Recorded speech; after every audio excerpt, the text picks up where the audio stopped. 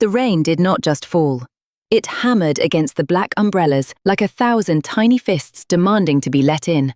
It was a cold, grey Tuesday, the kind of day that feels like the world has been drained of all its colour.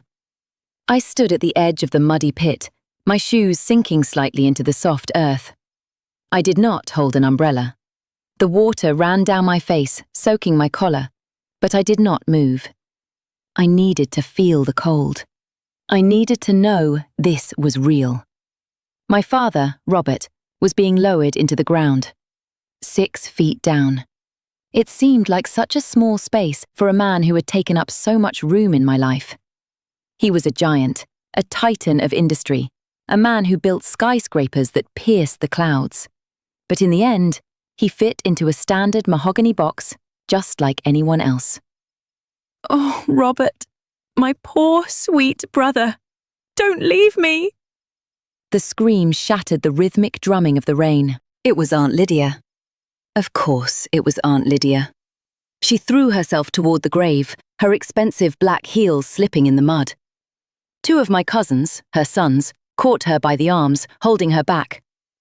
It looked like a scene from a tragic opera, perfectly choreographed. She was wearing a veil, but she had lifted it so everyone could see her tears. Her mascara was running down her cheeks in dark, inky rivers. She wailed again, a sound that was half sob, half shriek. I watched her. I did not blink. My father would have hated this. He despised noise. He hated public displays of emotion. He used to say that tears were a waste of hydration and screaming was a waste of oxygen. If he could see his sister now, making a spectacle of his final moment, he would have ground his teeth until they cracked. But he couldn't see her. He was gone, and I was the only one who seemed to remember who he really was. "He was a saint!" Lydia cried out, looking around at the small crowd of mourners, making sure she had an audience. "He was the kindest soul. And I was the only one who truly understood him in his final days." I tightened my jaw. The only thing Lydia understood about my father was the balance of his bank account. I looked around the cemetery. There were maybe 20 people here. Most were business associates, men in grey suits who checked their watches every few minutes. They were here out of obligation, not love. Then there were the relatives. Vultures, mostly. Distant cousins I hadn't seen in a decade. People who suddenly remembered they loved Uncle Robert the moment the obituary was published. And then there was me. Liam. The architect. The prodigal son. I hadn't spoken to my father in 3 years. Not until the last month. Everyone knew about the fight. Everyone knew I had walked out of his company, refused his money, and gone to restore old libraries instead of building his glass towers. They looked at me now with a mix of pity and judgment. They whispered behind their hands. "Look at him," they were thinking. "The ungrateful son. Standing there like a statue. He doesn't even cry." They didn't understand. I wasn't crying because I had already done my mourning. I had mourned him while I held his hand in the hospital room, listening to the rasp of his breathing. I had mourned him when he looked at me with those sharp, grey eyes, finally stripped of their anger, and squeezed my fingers. We had said everything we needed to say in silence. Lydia didn't know that. Nobody knew that. "We should go," a voice whispered beside me. It was Mr. Sterling, my father's lawyer. He was a short man with white hair and glasses that always seemed to be sliding down his nose. He held a large black umbrella over my head, shielding me from the downpour. "Let her finish her show, Sterling," I said quietly. Sterling sighed. "The cars are waiting, Liam. The reception is at the house. We need to get the guests out of this rain." I nodded. I took one last look at the coffin. The workers were beginning to shovel dirt onto the wood. The sound was dull and final. Thud. thud. "Goodbye, Dad," I whispered. I turned away and walked toward the line of black limousines. I didn't wait for Lydia. She was still sobbing, her voice echoing through the mist, loud enough to wake the dead. But the dead were sleeping, and the living had business to attend to. The drive to the estate took 40 minutes. The house, Blackwood Manor, sat on a hill overlooking the city. It was a beast of a building. My father had bought it 20 years ago, a crumbling Victorian mansion that he had restored with obsessive detail. It was dark, imposing, and beautiful in a terrifying way. It had high stone walls, wrought iron gates, and gargoyles that seemed to watch you as you approached. It was a house built for a family of 10, but for the last decade, it had held only one man. As the car pulled up the long gravel driveway, I felt a knot tighten in my stomach. I loved this house. I loved the bones of it. As an architect, I admired the structure, the craftsmanship, the way the light hit the stained glass in the foyer. But as a son, this house was a museum of cold memories. The staff was waiting at the front door. Greta, the head housekeeper, stood in front. She was a small, round woman with hands rough from work and eyes soft with kindness. She had practically raised me after my mother died. When I stepped out of the car, Greta didn't say a word. She just stepped forward and hugged me. She smelled of lavender and starch. "I'm sorry, Liam," she whispered. "I know, Greta," I said, patting her back. "How are you holding up?" "We are managing," she said, pulling back. Her eyes darted toward the second car, the one carrying Aunt Lydia. "Although, she has been difficult." "Lydia?" Greta nodded. "She moved into the blue guest room last week. She has been ordering the staff around. She fired the gardener yesterday because he was looking at her disrespectfully." I sighed.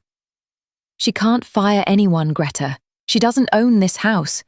Not yet." Greta bit her lip. She looked worried. "She acts like she does, Liam. She acts like she is the queen returning to her castle." Before I could answer, the second limousine screeched to a halt behind us. The door flew open, and Lydia stepped out. She had miraculously stopped crying. She adjusted her hat, smoothed her dress, and marched up the steps like a general taking the field. "Greta!" she barked. "Why are you standing there chattering? The guests will be hungry. Is the buffet ready? Did you open the good wine like I told you, the 1998 Cabernet?" "The buffet is ready, Mrs. Lydia," Greta said, her voice tight.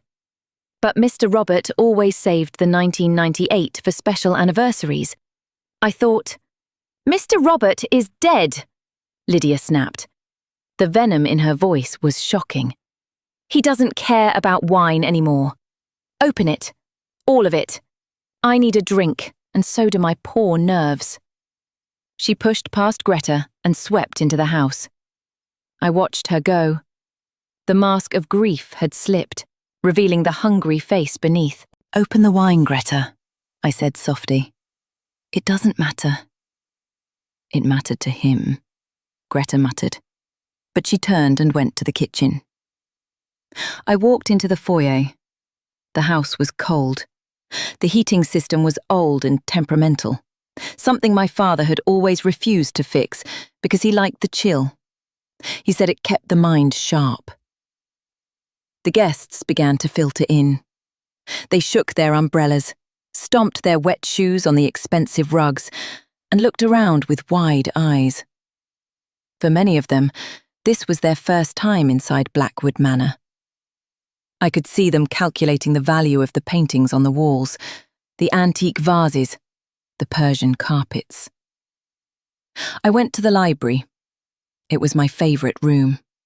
It had floor-to-ceiling bookshelves, a rolling ladder, and a massive fireplace that was currently dark. I walked over to the desk. My father's desk. It was empty now, the surface clean, except for a layer of dust. Sterling followed me in. He closed the heavy oak door, shutting out the noise of the gathering crowd in the hallway. "We need to talk about the timeline," Sterling said, placing his briefcase on the desk. "Can't we do this tomorrow?" I asked, running my hand along the back of my father's leather chair. "I'm not sure I have the energy for legalities today." "I'm afraid not," Sterling said. He looked nervous. He kept glancing at the door. "Your aunt. She has been calling my office every hour for the past 3 days. She wants the will read immediately." "She's anxious," I said. "She has debts.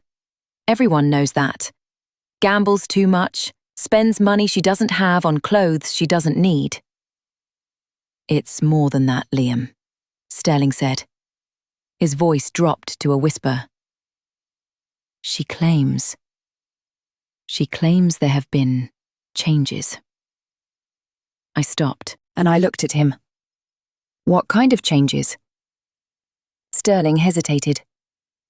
"She says she has a document, a more recent one." I felt a chill that had nothing to do with the drafty house. My father was in a coma for the last 2 days. Before that, he was barely lucid. He couldn't have signed anything. "I know," Sterling said. "But Lydia is insistent. She demands we do the reading now, while everyone is here. She wants witnesses." I walked to the window. The rain was still falling, washing the world in grey. I thought about the last conversation I had with my father. It was a week ago. He was weak, his skin like parchment, but his eyes were clear. "Liam," he had rasped. "Do you know why I build tall buildings?" "To reach the sky?" I had asked. "No." He smiled faintly. "So I can look down and see the ants. People are like ants, Liam. They follow the scent of sugar. Always watch where the sugar is." That's where the danger comes from. He knew. He knew Lydia was coming. He knew what she was. "Fine," I said, turning back to Sterling. "If she wants a show, let's give her a show. Gather everyone in the grand hall." The grand hall was a cavernous room with a long dining table that could seat 30 people. Today, it was set with silver platters of sandwiches that no one was eating, and crystal glasses of wine that everyone was drinking too fast. When Sterling and I entered, the room went quiet.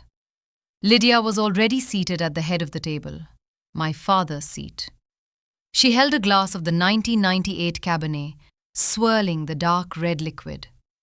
Her sons, my cousins Mike and Steve, sat on either side of her like bodyguards. They looked uncomfortable in their suits, tugging at their collars. "Finally," Lydia said, her voice loud and slurred. "We were wondering when the prince would descend from his tower." I ignored the jab. I pulled out a chair at the far end of the table opposite her. "Hello, Aunt Lydia. You're sitting in Dad's chair." "He's not using it, is he?" she shot back. A few nervous titters rippled through the room. Sterling cleared his throat. He stood in the middle of the room, holding a thick envelope. "Ladies and gentlemen, family and friends, I know this is a difficult day, but per the request of Mrs. Lydia, and in accordance with standard procedure, we will proceed with the reading of the last will and testament of Robert Blackwood."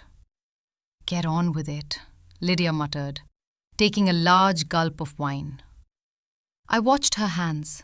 They were trembling, not with grief, but with adrenaline. She was like a gambler waiting for the roulette wheel to stop spinning. Sterling opened the envelope.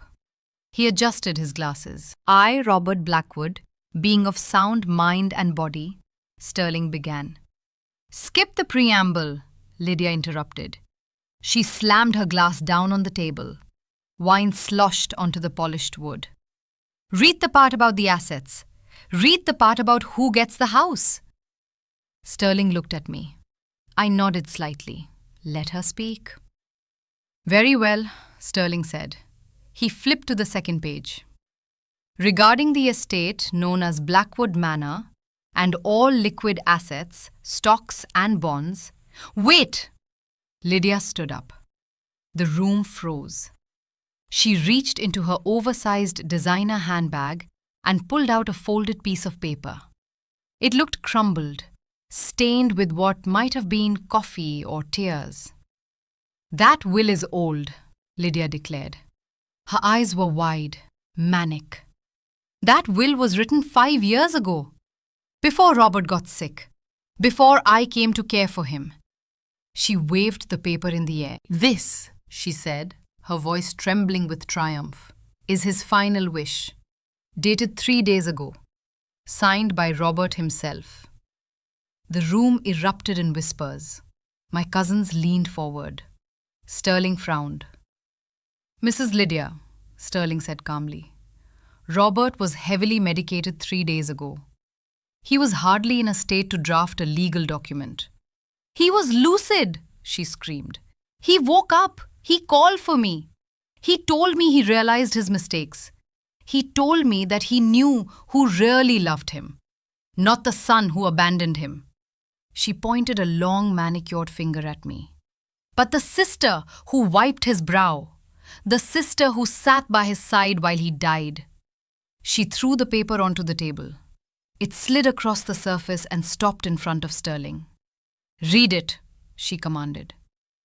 Sterling picked it up. He studied it for a long time.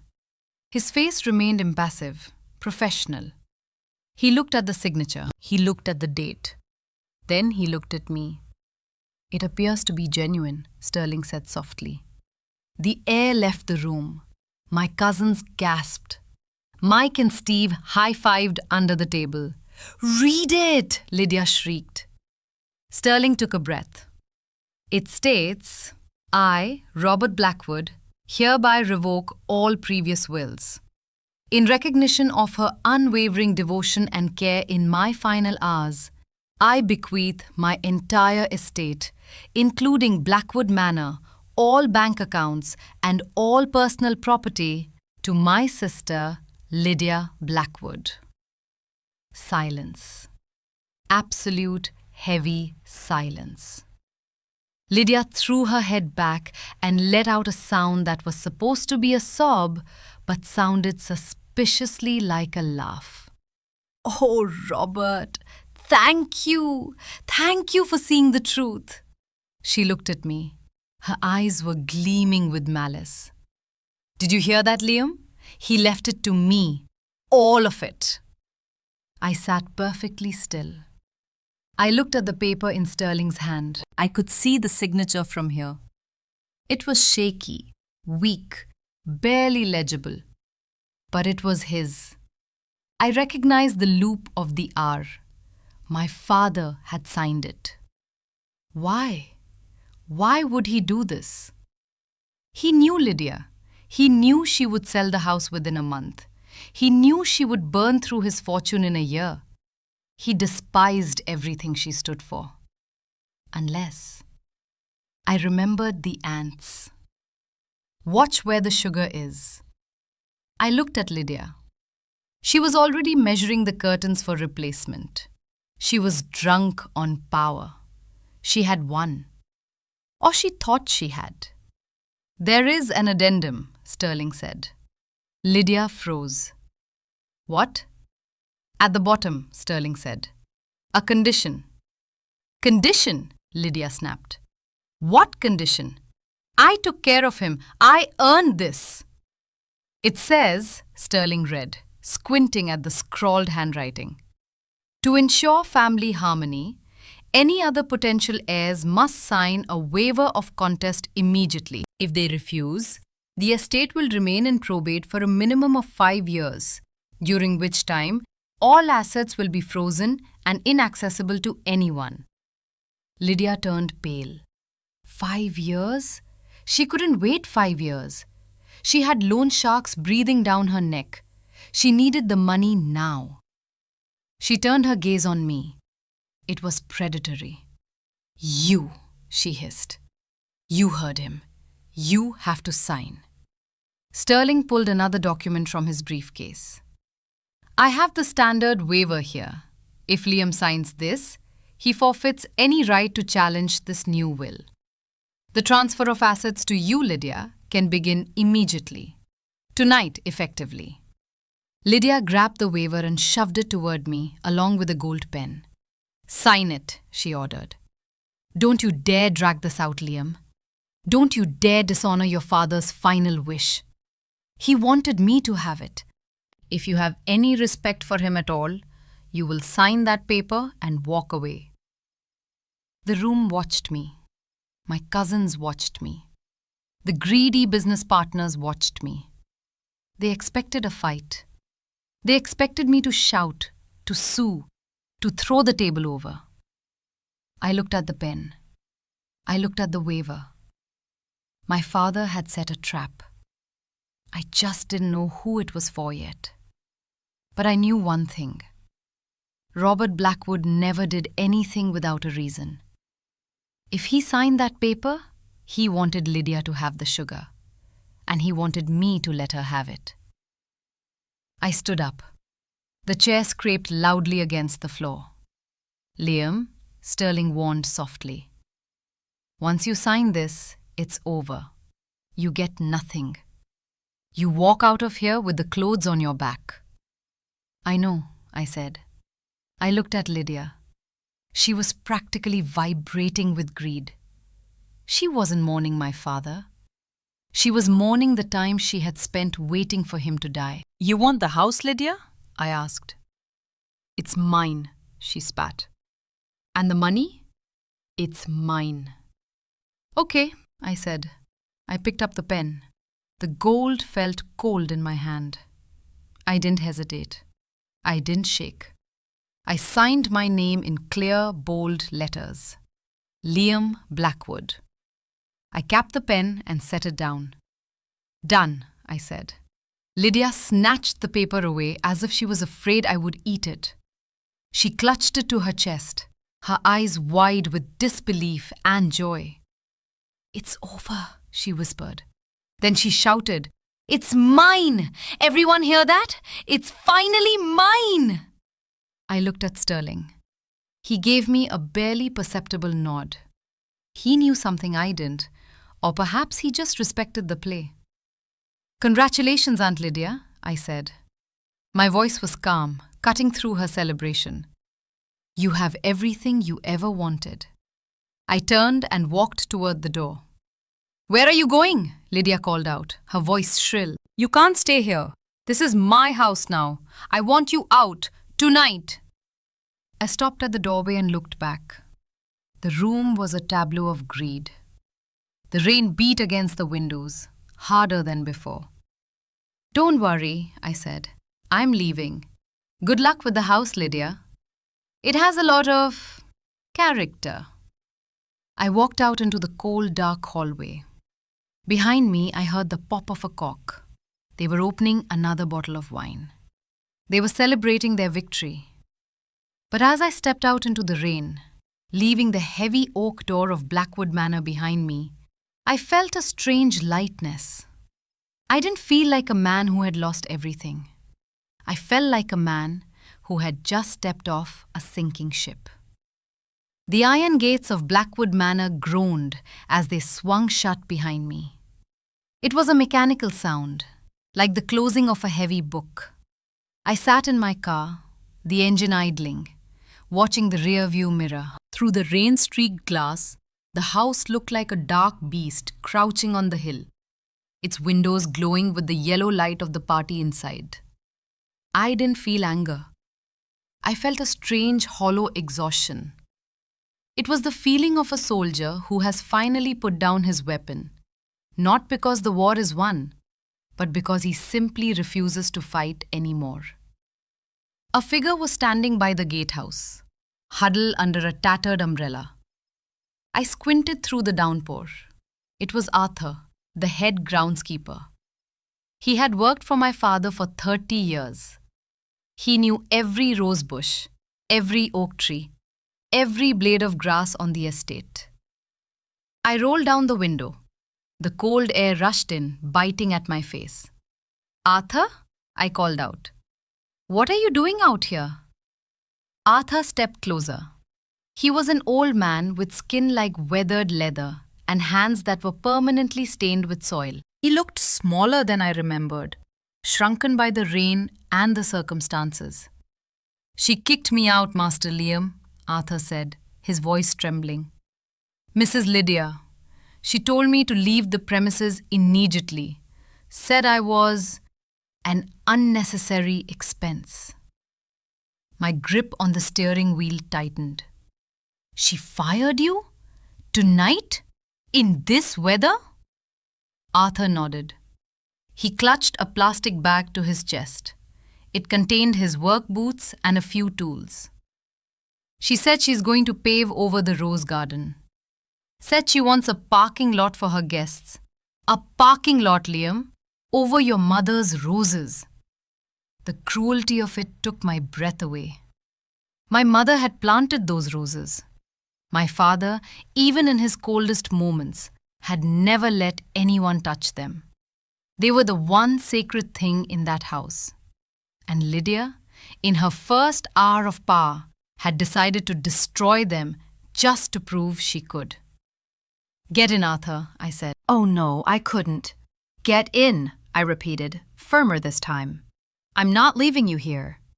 Arthur hesitated, then opened the passenger door and climbed in. He smelled of wet wool and earth. As we drove away, leaving the mansion behind, Arthur looked back one last time.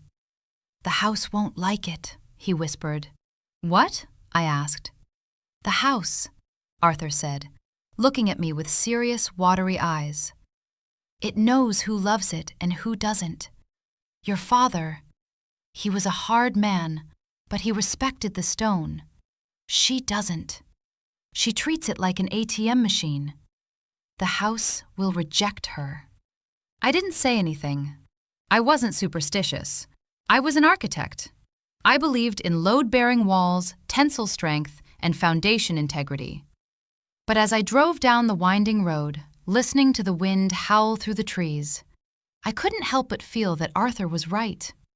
Blackwood Manor wasn't just a building. It was a living, breathing entity of debt, maintenance, and history. And Lydia had just walked into its mouth. My apartment was on the other side of the city, in a converted warehouse district. It was everything Blackwood Manor was not: open, functional, and honest. The walls were exposed brick, the floors were concrete, and the air smelled of sawdust and varnish. This was my sanctuary. This was where I brought broken things back to life. I walked in and turned on the lights. The space was filled with my current projects: a 19th century clock mechanism spread out on a workbench, a stained glass window from an old church leaning against the wall, and stacks of architectural blueprints for the library restoration I was leading. Arthur stood awkwardly by the door, dripping water onto the concrete. "I'll make some tea," I said.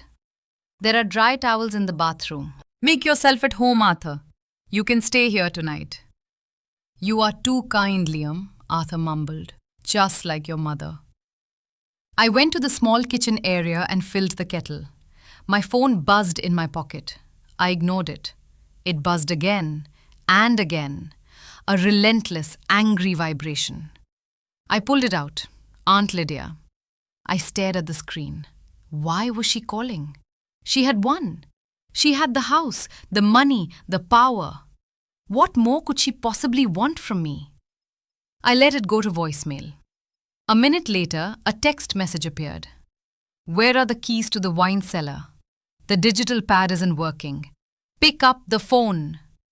I let out a short, dry laugh. The wine cellar. Of course. The wine cellar at Blackwood Manor was a technological marvel. My father had installed a biometric security system after a bottle of rare vintage went missing 5 years ago. It required a fingerprint and a retinal scan. Lydia could scream at the door all she wanted. It wouldn't open for her. I typed a reply. Ask the house. I put the phone face down on the counter. Arthur came out of the bathroom, drying his hair with the towel. He looked a little better, less like a discarded ghost. He walked over to my workbench and looked at the disassembled clock. Time is a funny thing, Arthur said softly. Your father always said he didn't have enough of it. Now he has none. And Lydia? She thinks she has all the time in the world. She thinks money buys time, I said, pouring the boiling water into 2 mugs. She's about to learn that money only buys complications. We sat in the dim light of the studio drinking tea. The rain hammered against the large industrial windows. It felt like we were in a bunker, waiting for a storm to pass. Did you really sign it away? Arthur asked suddenly. Everything? I looked at the steam rising from my cup.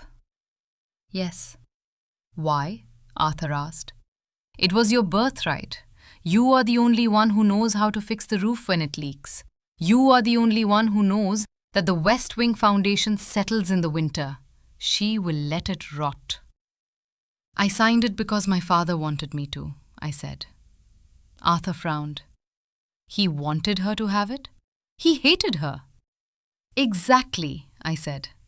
I stood up and walked to the window. I looked out at the city lights, blurred by the rain. My father was a man of lessons, Arthur. He taught me how to lay a brick. He taught me how to read a blueprint. But his most important lesson was about weight. Flashback. The memory hit me, vivid and sharp. It was 3 weeks ago. The hospital room was sterile and white. The only sound was the beeping of the monitor. My father lay in the bed, a shell of the man he once was. Tubes ran into his arms like roots. I sat in the uncomfortable plastic chair, reading a book. Liam, he whispered. I put the book down. I'm here, Dad. He gestured for me to come closer. His hand, cold and dry, grabbed my wrist. His grip was surprisingly strong. What is the heaviest thing in the world? He asked. His voice was a rasp, like sandpaper on stone. I thought for a moment. Gold? I joked softly. He didn't smile.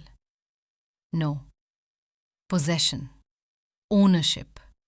To own something is to carry it. To carry its history, its flaws, its demands. He coughed, a racking sound that shook his frail body. When he recovered, he looked at me with an intensity that burned. Lydia. She sees the shine. She doesn't see the weight. She thinks the house is a crown. She doesn't know it's a collar. He pulled me down, his whisper barely audible. Let her wear it, Liam. If she wants it so badly, let her have the weight. Do not fight her for the rope she will use to hang herself. End flashback. He knew, I said to the window. He knew that the estate is drowning in debt. He knew the maintenance costs are higher than the income. He knew that without his business connections, the cash flow would stop. I turned back to Arthur. He gave her the car, Arthur, but he didn't tell her the brakes are cut and the tank is empty. Arthur stared at me, his mouth slightly open. A slow realization dawned on his face. So, you saved yourself? I stepped out of the way, I corrected. Lydia is driving at 100 miles an hour toward a cliff. If I tried to stop her, she would have run me over. So, I let her pass. The phone buzzed again. This time it was Sterling. I picked it up.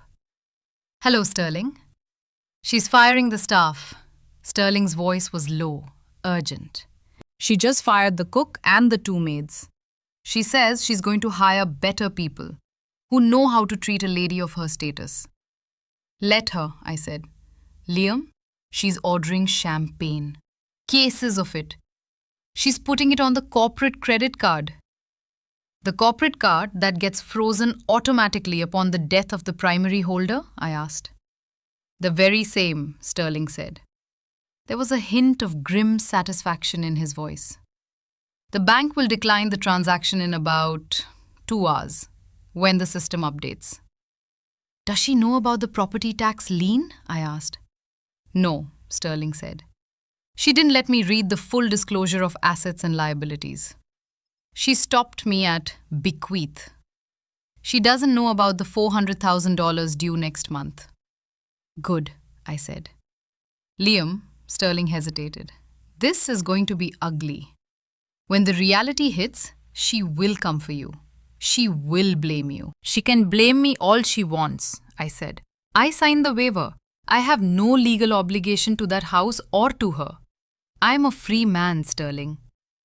Technically, yes, but emotionally, are you ready to watch her destroy it? I looked at the clock mechanism on my desk. It was a mess of gears and springs. But I knew that if I put each piece in the right place, if I was patient, it would work again. It would keep time perfectly. I'm not watching her destroy it, Sterling, I said. I'm waiting for the dust to settle so I can rebuild it. I hung up. Arthur was asleep in the chair, his head resting on his chest. He looked peaceful for the first time in hours. I covered him with a blanket. Then I sat down at my workbench. I picked up a small brass gear and a magnifying glass. I focused on the work. The world outside was chaotic. My family was at war. My inheritance was gone. But here, in the circle of light from my desk lamp, everything made sense. Click.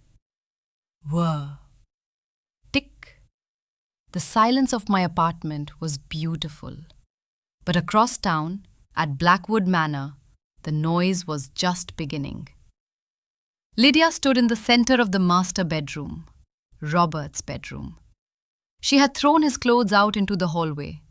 Suits that cost thousands of dollars lay in a heap like garbage. She wore a silk robe she had found in the closet, my mother's robe. It was too tight for her, straining at the seams, but she didn't care. She held a glass of the 1998 Cabernet, filling it to the brim. To me, she toasted to the empty room. To the Queen of Blackwood. She spun around, dizzy with delight. She went to the window and looked out at the dark grounds. Mine, she whispered. All mine. She turned the thermostat dial. It was chilly in the room. She cranked it all the way up to 80 degrees. Clank. A loud metallic sound echoed from the depths of the house, like a hammer hitting a pipe. Lydia frowned. What was that? Clank. Hiss. The radiator in the corner began to shake. Then, with a wet, sputtering sound, it leaked a stream of rusty water onto the Persian rug. Ew! Lydia shrieked. She jumped back. Greta! Greta, get in here and clean this up! Silence. Then she remembered. She had fired Greta 20 minutes ago.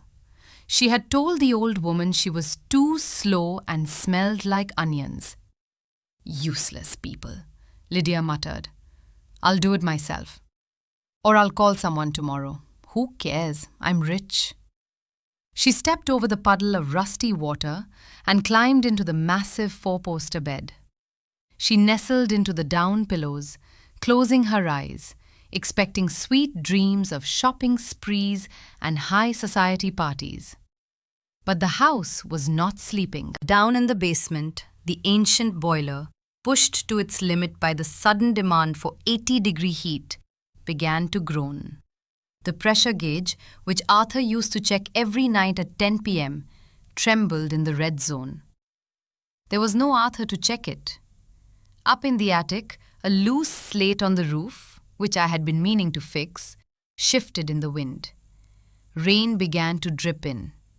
Drip, drip, drip. The water found a path. It trickled down the rafters, soaking into the insulation, pooling above the ceiling of the master bedroom. Lydia slept, a smile on her face. Above her head, a dark, wet stain began to spread across the plaster, growing silently like a bruise. The house was waking up, and it was angry. The sun rose the next morning with a blinding, cheerful brightness that felt like an insult to the events of the previous night. The storm had passed, leaving the city washed clean, the puddles reflecting the blue sky like scattered mirrors. I woke up on the leather sofa in my studio. My neck was stiff.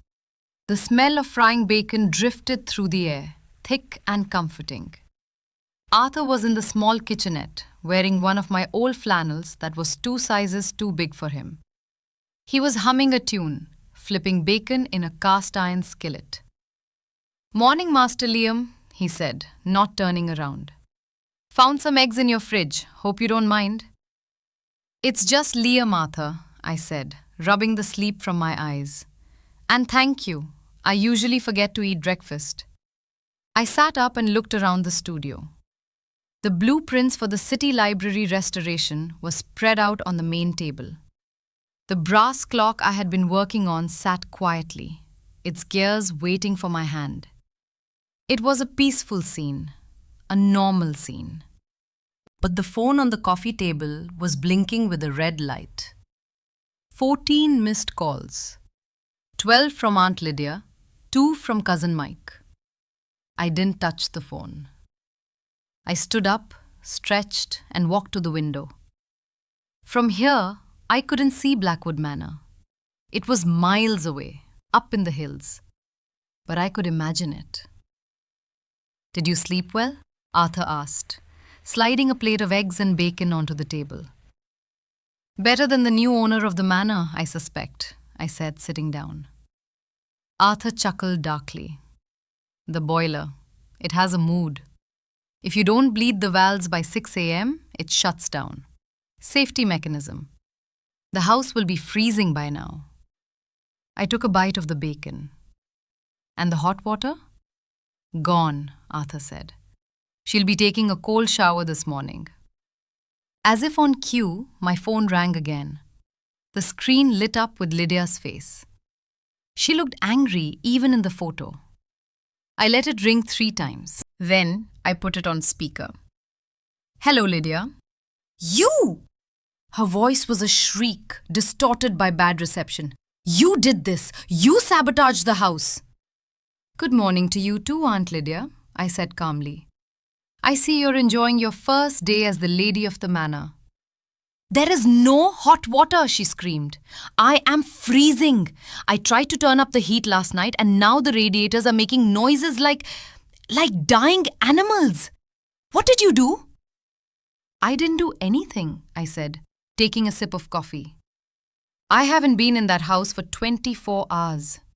You kicked out the only person who knows how to operate the heating system." "That old fool?" Lydia spat. "He was useless. Tell me how to fix it, Liam. Now.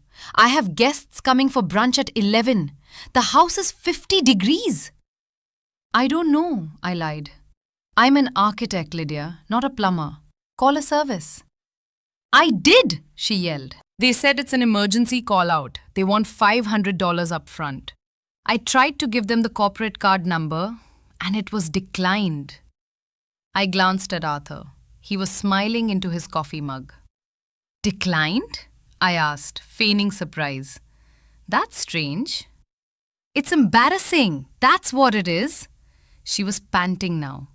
"Why is my brother's card declined? He has millions. I saw the statements." "Lydia," I said, my voice dropping an octave. "Did you talk to Sterling?"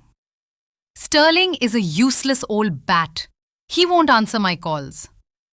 "Well," I said, "usually when an account holder dies, the banks freeze the assets immediately. It's standard procedure.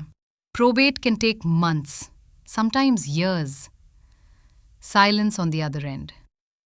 Years? She whispered. But I have the will. I have the paper. The paper gives you ownership, I explained, carefully choosing my words. It doesn't give you immediate access to the cash. You own the house, Lydia. But until probate clears, you have to maintain it with your own money. My own money? Her voice went high and thin. I spent my cash on the funeral flowers. I bought the wine. I need that money, Liam. I'm sorry, I said. I signed the waiver. I'm out of it. It's your house, your money, your problem. You ungrateful little... I hung up. I looked at Arthur. She's broke. She was always broke, Arthur said. Even when she was married to that oil tycoon. She spends money faster than they can print it. I finished my breakfast in silence. The satisfaction of her panic was there, yes, but it was overshadowed by a looming sense of dread. Lydia was desperate. And desperate people are dangerous. They don't just sink, they thrash around and break things. 2 hours later, Sterling arrived at my studio. He looked tired. His grey suit was wrinkled, and he had dark circles under his eyes. Coffee? I offered. Whiskey, he said, if you have it. It was 10 a.m., but I poured him a glass. He downed it in one gulp. She's at my office, Sterling said, placing the glass down with a thud. Or rather, she's screaming at my secretary. She wants to liquidate. I stopped sanding the wood frame I was working on. Liquidate what? Everything, Sterling said. She wants to sell the cars, the art, the furniture. She needs cash. She has gambling debts, Liam. Big ones. The people she owes, they aren't the type to wait for probate. I felt a sharp pang in my chest. The art? The Vermeer? Yes. The first editions in the library? She called them dusty old bricks. She wants to call an auction house this afternoon. I gripped the edge of the workbench. My knuckles turned white. Those books were my father's soul. He had spent 40 years collecting them. We used to spend Sunday afternoons in that library, just reading in silence. It was the only place we ever truly connected. You have to stop her, I said. Sterling shook his head. I can't. She is the legal custodian. The will, the one she forced us to accept, gives her full rights of administration. She can sell the contents of the house to pay for the maintenance of the estate. It's a loophole, but a legal one. She's not maintaining the estate, I snapped. She's feeding her addiction. We know that, Sterling said softly. But legally, she has the right. I paced the room. The concrete floor felt cold under my boots. My father didn't want this. He wanted to teach her a lesson, not let her burn his legacy to the ground. Are you sure? Sterling asked. I stopped. I looked at him. What do you mean? Sterling took a deep breath. Robert was a cruel man, Liam. We both know that. But he was also a builder. He knew that sometimes to build something new, you have to demolish the old structure completely. He reached into his briefcase and pulled out a small sealed envelope. It had my name on it in my father's handwriting. He told me to give you this, Sterling said, but only when you were ready to intervene. I stared at the envelope. What is it? I don't know, Sterling said, but he said, when Liam is about to run back into the fire to save the furniture, give him the match. I took the envelope. It felt light. I tore it open. Inside was a single index card. On it, my father had written 3 words. Let it burn. I stared at the words. Let it burn. He knew. He knew I would try to save the books. He knew I would try to save the art. He knew my weakness was my sentimentality, my need to preserve the past. And he was telling me to stop. If I stepped in now, if I bought the books from her or paid her debts to save the house, I would be enabling her. I would be trapped in her web again. She would know she could use the house as a hostage to get money from me. To win, I had to lose. I had to let her destroy the things I loved. Liam? Sterling asked. I looked up. My hands were trembling, but my mind was clear. Let her do it, I said. Sterling raised an eyebrow. She will sell the Vermeer. She will sell the library. Let her, I repeated. Let her sell every spoon, every rug, every painting. But the house? The house is stone, I said. She can't sell the walls, not quickly. But if she sells the contents, she triggers the clause in the trust, doesn't she? Sterling's eyes widened behind his glasses. A slow smile spread across his face. Ah, he said. Yes, the preservation of heritage clause in the trust. It states that the integrity of the estate must be maintained. If the custodian liquidates more than 20% of the movable assets, then she proves she is unfit to manage the property, I finished. And the trust activates the second will immediately. Sterling nodded. Precisely. But she has to actually sell them. You have to watch her do it. I can watch, I said coldly. My phone rang again. It was Lydia. I answered it. Liam, she barked. I have an auctioneer coming at 2 p.m. I'm selling your father's stupid book collection. If you want them, bring $50,000 cash. Otherwise, they go to the highest bidder. She was baiting me. She was using the books as leverage. I don't have $50,000, Lydia, I said. And frankly, I never liked those books. Too much dust. There was a pause. She hadn't expected that. You don't care? Sell them, I said. Get your money, Lydia. Fix the boiler. Enjoy the house. I will, she screamed. I'll sell it all. I'll strip this place bare. Good luck, I said. I hung up. I looked at the envelope in my hand. Let it burn. I turned to Arthur. Arthur, I said, do you still have the keys to the greenhouse? I do, Arthur said, patting his pocket. She didn't ask for them. She doesn't know the greenhouse has a separate entrance from the back road. Good, I said. Tonight we go back. We can't save the books, but we can save the roses. Arthur smiled. It was the first time I had seen him smile in days. And the house? Sterling asked, standing up to leave.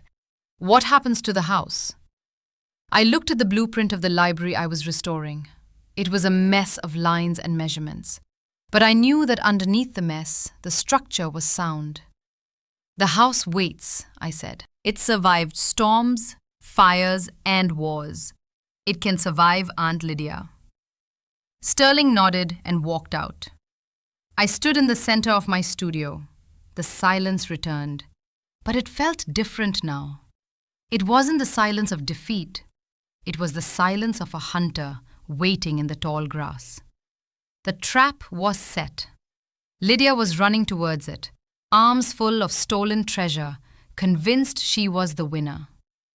I picked up my tools. I had work to do.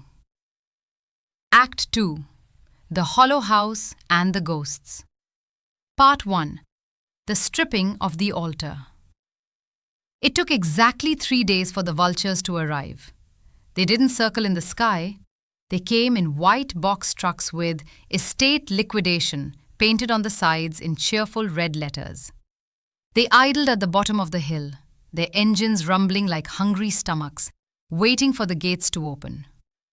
I sat in my truck, parked a safe distance down the road, hidden behind a cluster of pine trees. I had a pair of binoculars on the passenger seat, but I didn't need them. I could see the procession clearly. I could see the men in blue coveralls jumping out, clipboards in hand. I could see Lydia standing on the front porch, wrapped in a fur coat despite the mild afternoon sun, pointing and shouting directions. "She's starting with the furniture," Arthur whispered.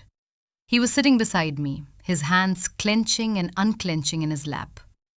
"The dining set, the mahogany one your grandfather commissioned from Italy." I watched as two men carried out a high-backed chair. It looked small and fragile in the daylight, stripped of the dim, dignified atmosphere of the dining room. They tossed it into the back of a truck with a careless thud. "It's just wood, Arthur," I said, though my throat felt tight. "It's history," Arthur countered. "She's selling the family's bones." I didn't answer. I couldn't. Sterling had called me that morning. The inventory list Lydia had authorized for sale was staggering.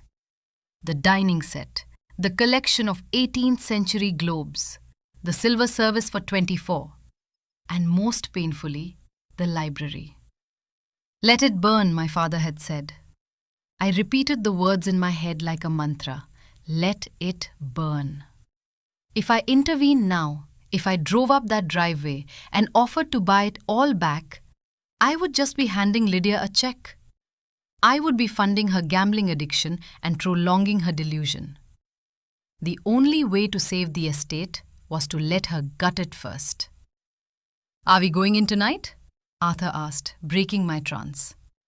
"Yes," I said. "Tonight. There's no moon. We go in through the old service road. We get what matters." The sun set, and Blackwood Manor turned into a silhouette against a purple sky. The trucks had left hours ago, heavy with their loot. The house looked different now. Darker. Emptier. At 2 a.m. we moved. I parked the truck on an old logging trail a mile behind the estate.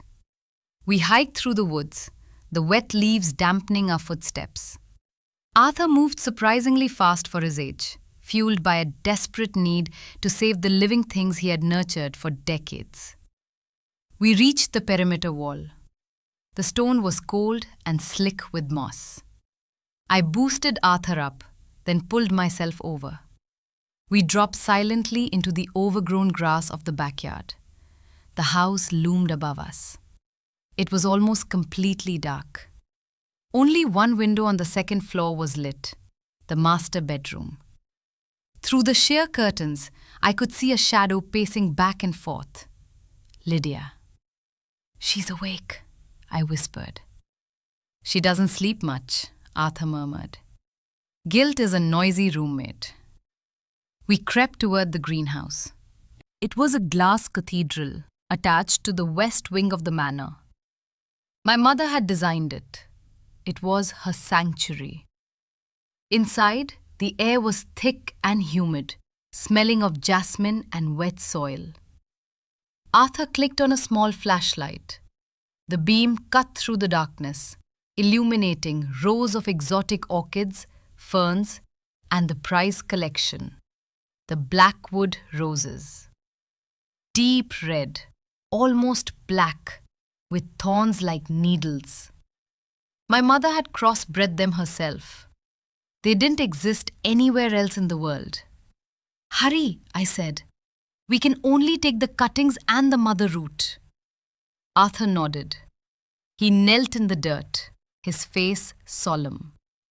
He took out his pruning shears and a small trowel. He worked with the precision of a surgeon. Snip, dig, rap. I stood guard by the glass door, watching the house. Suddenly, the light in the master bedroom went out. A moment later, a light flickered on in the kitchen. Then the hallway. She was moving. "Arthur," I hissed. "Faster!" "I can't rush the root, Liam," he whispered back, sweat beading on his forehead. "If I damage the taproot, she dies. The plant has a heart. You have to be gentle." I watched the lights in the house. They were erratic. On, off, like she was looking for something, or running from something. Then, the back door of the manor opened. A beam of light swept across the yard. Lydia stepped out onto the patio. She was wearing the same silk robe, clutching a flashlight in one hand and a fire poker in the other. "Who's there?" she screamed. Her voice cracked in the night air. "I heard you. I know you're out there." I ducked below the potting bench. Arthur froze, his hands deep in the soil. "Show yourself!" Lydia yelled. She swung the beam of light wildly. It danced over the grass, the fountain, the stone path. It swept over the glass walls of the greenhouse. For a second, the light illuminated Arthur's back. I held my breath. But Lydia didn't see him. Her eyes were wide and unfocused. She wasn't looking at the garden. She was looking through it, at her own demons. "Leave me alone!" she shrieked at the empty yard.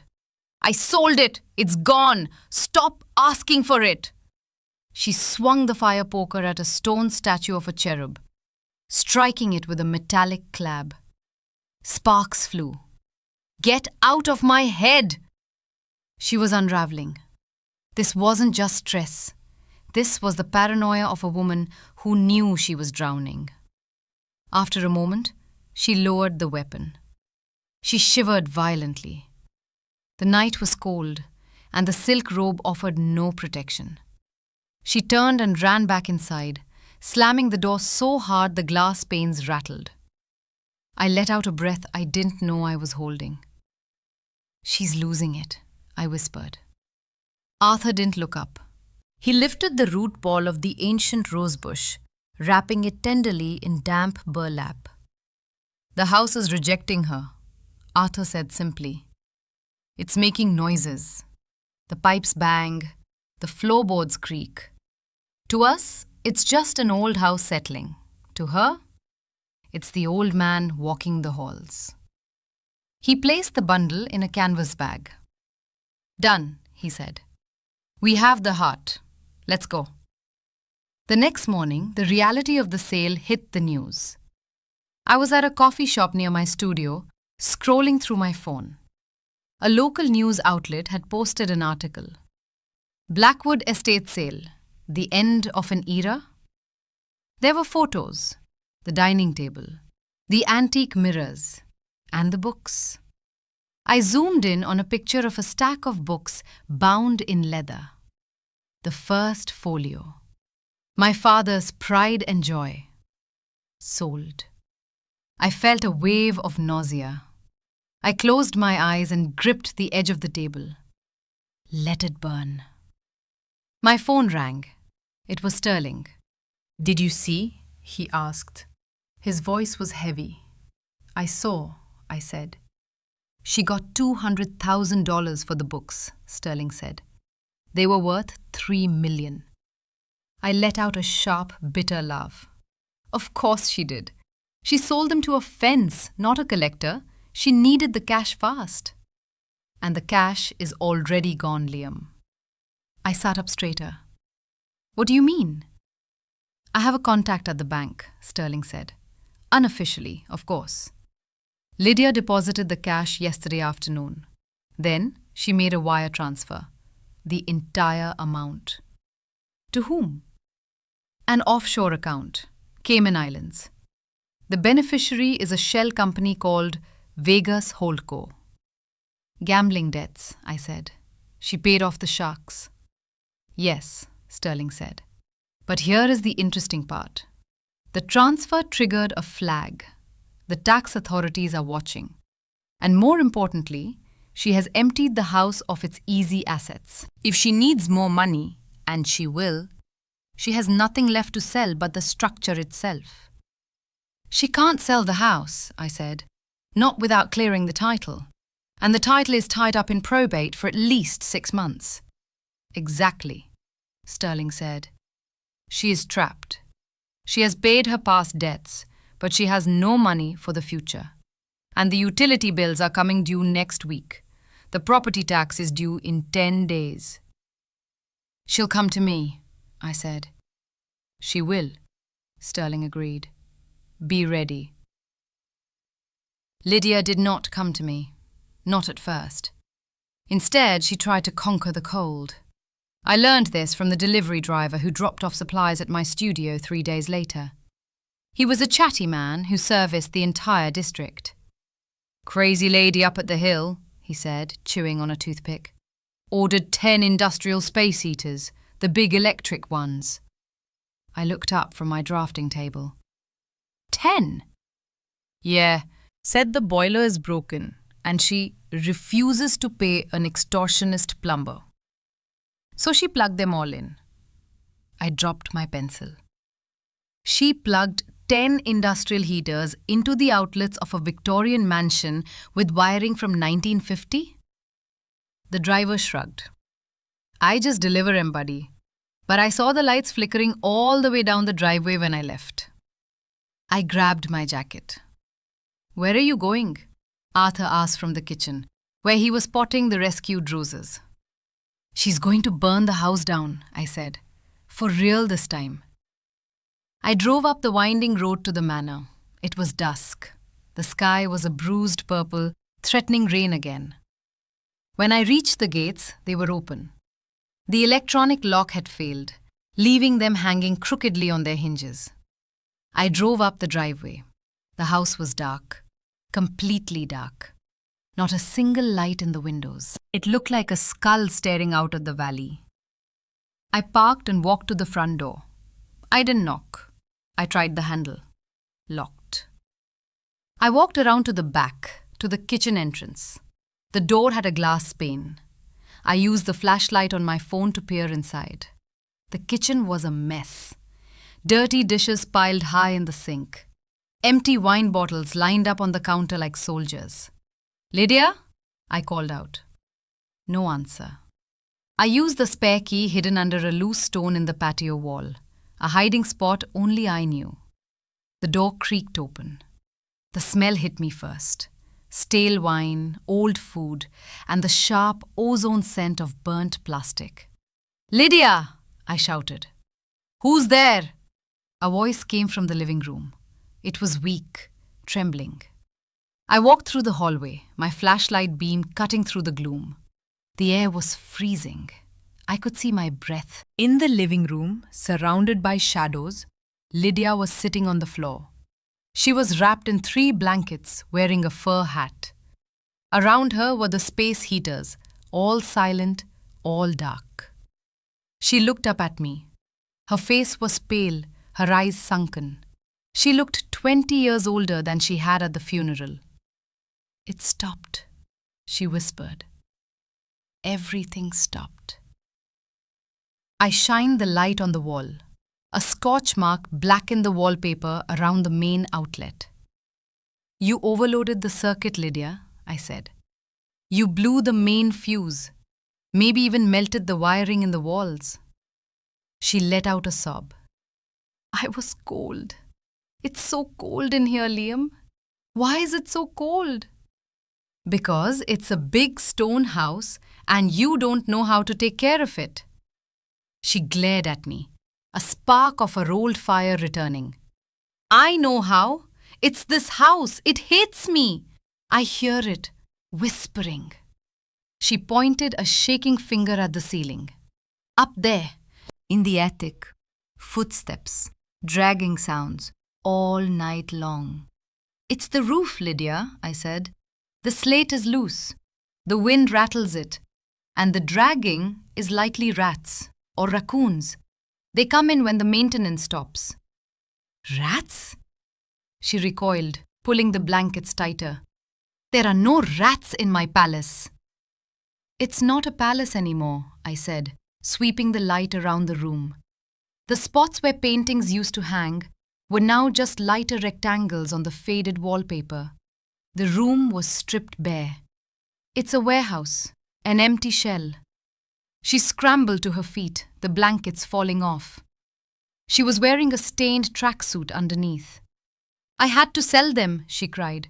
"I had debts, but I paid them.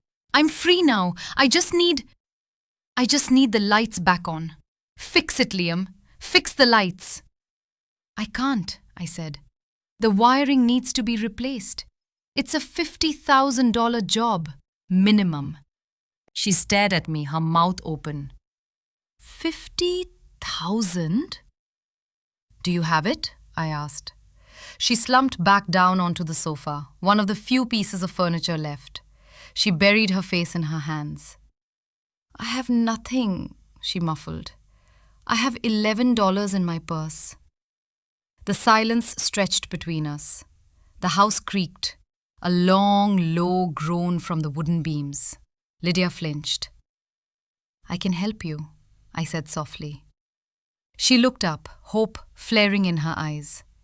You'll pay for the repairs? No, I said. I won't give you a dime. Her face fell.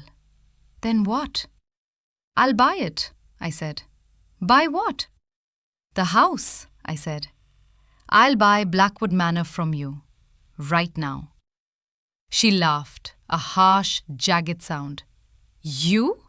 You live in a warehouse. You don't have that kind of money.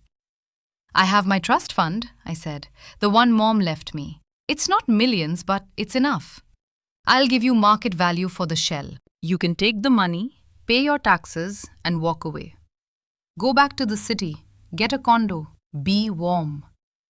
I saw the temptation in her eyes. She looked around the dark, freezing room. She hated this place. She was terrified of it. She wanted to leave. But then her eyes narrowed. The greed, the pride, it wasn't dead yet. No, she hissed. Lydia, look around you. You're freezing. You're broke. It's mine, she snarled. Robert left it to me. He knew I was the better sibling. He knew I deserved it. She stood up, shaky but defiant. You just want to steal it. You think you've won? I know what this house is worth. The land alone is worth 10 million. I'm not selling it to you for pennies. The land is mortgaged, Lydia, I lied. It wasn't, but she didn't know that. And the house is a liability. I'm offering you a lifeline. Get out, she screamed. Get out! She grabbed a heavy crystal ashtray from the table, one of the few things she hadn't sold, and threw it at me. It missed my head by inches and shattered against the wall. I don't need you, she yelled. I have a buyer, a real buyer, someone who sees the value. I froze. What buyer? Mr. Vane, she announced triumphantly. He was here yesterday. He's a developer. He wants to buy the whole hill. He offered me cash, double what you could ever pay. My blood ran cold. Vane. I knew that name. Marcus Vane. He was a corporate raider, a man who bought historic estates, bulldozed them, and built luxury condos. If Vane got his hands on Blackwood Manor, he wouldn't restore it. He would erase it. Lydia, I said, stepping forward. You can't sell to Vane. He'll tear it down. I don't care, she screamed. Let him tear it down. I hate this house. I hate the ghosts. I hate you. She pushed me toward the door. She was weak, but her frenzy gave her strength. Go away, Liam. When I see you next, I'll be rich, and this pile of rocks will be a pile of rubble. I stepped out into the cold night air. The door slammed behind me, and I heard the lock click. I stood there for a moment, looking at the dark facade of my father's legacy. She was going to sell it to Vane. She was going to nuke the site. I walked back to my truck. My hands were shaking. The plan, the let-it-burn strategy, had backfired. I thought she would hit rock bottom and come to me. I didn't calculate that she would find a trapdoor at the bottom and fall even deeper, into the arms of someone like Vane. I sat in the truck and dialed Sterling. Liam? He answered on the first ring. We have a problem, I said. She's not selling the contents anymore. She's selling the carcass. She's talking to Marcus Vane. There was a long silence on the other end. Vane? Sterling whispered. If Vane buys it, the trust can't stop him. Once the title transfers, he can do whatever he wants. The preservation clause only binds the heir, not a third-party buyer. I know, I said. How much time do we have? If she accepts his offer, maybe 48 hours before the preliminary contracts are signed? I looked back at the house. A single candle had been lit in the living room window. A tiny flicker of light in the massive, dark beast. I need to see the second will, I said. I need to know if there's anything else, any other lever we can pull. There isn't, Liam. The trap was designed to catch Lydia, not a developer. Then we need a new trap, I said. I started the engine. The waiting game was over. The war had just begun. Part 2. The Demolition Man. The next morning, the sky was the color of a bruise. I stood in Sterling's office, looking at a dossier on Marcus Vane. He's a butcher, Sterling said, polishing his glasses. He doesn't develop properties, he eviscerates them. He bought the old Henderson estate last year, leveled it in 2 days. Put up 20 glass condos that look like ice cube trays. I flipped through the photos. Vane was a man who smiled with too many teeth. He wore suits that cost more than my car and looked like he smelled of expensive cologne and freshly poured concrete. If he buys Blackwood Manor, I said, he's not buying a house. He's buying the hill. He doesn't care about the foundation cracks or the roof leaks. Exactly, Sterling said. So your plan to scare him off with repair costs won't work. Demolition is cheap. Restoration is expensive. I paced the small office. The clock on the wall ticked loudly. Tick, tick, tick. It sounded like a countdown. There has to be a way, I muttered. Vane is a businessman. He hates risk. What is the one thing a developer fears more than cost? Zoning laws? Sterling suggested. Lydia already checked. The estate is zoned for residential. High density is allowed. Environmental hazards? I stopped. I looked at the blueprint of the manor in my mind. I knew every beam, every pipe, every inch of soil.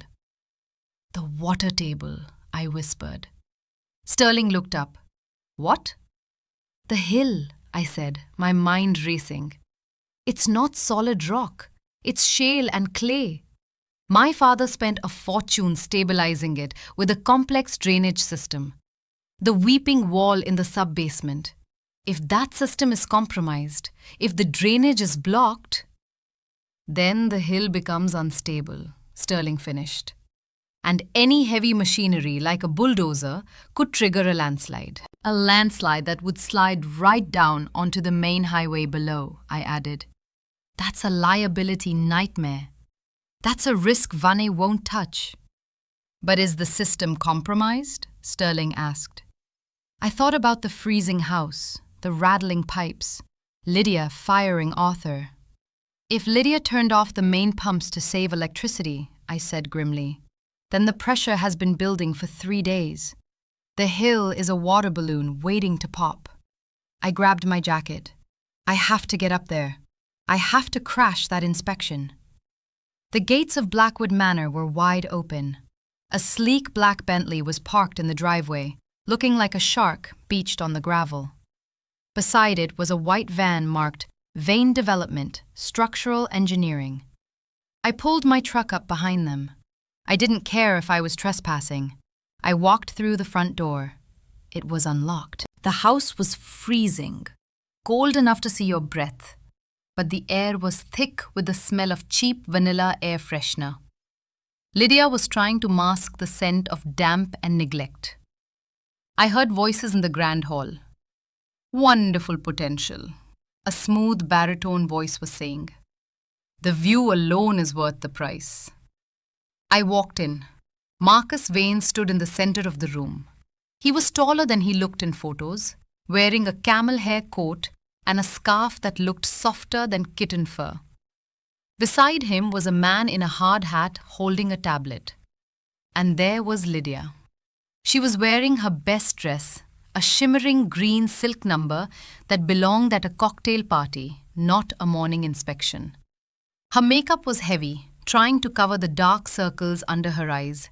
She was shivering violently, but she had a frozen, desperate smile plastered on her face. "And the fireplace?" Vane asked, tapping the stone mantel with a leather-gloved hand. "Does it draw well?" "Oh, beautifully," Lydia chirped, her teeth chattering slightly. It's very cozy. We prefer the fresh air today." "Bullshit," I said loud and clear. The three of them turned. Lydia's face went from fake joy to pure horror. "You! Get out! You have no right to be here!" Vane looked me up and down. He saw my work boots, my flannel shirt, my wind-blown hair. He smirked. "And who is this?" Vane asked. "The gardener?" "I'm the architect," I said, stepping forward. "I'm also the guy who knows that if you light a fire in that hearth right now, the chimney, which hasn't been swept in 5 years, will lightly explode." Lydia rushed at me. She looked like a green banshee.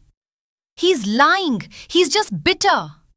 "He's the nephew I told you about, the one who was disinherited." Vane's eyes twinkled. He loved drama.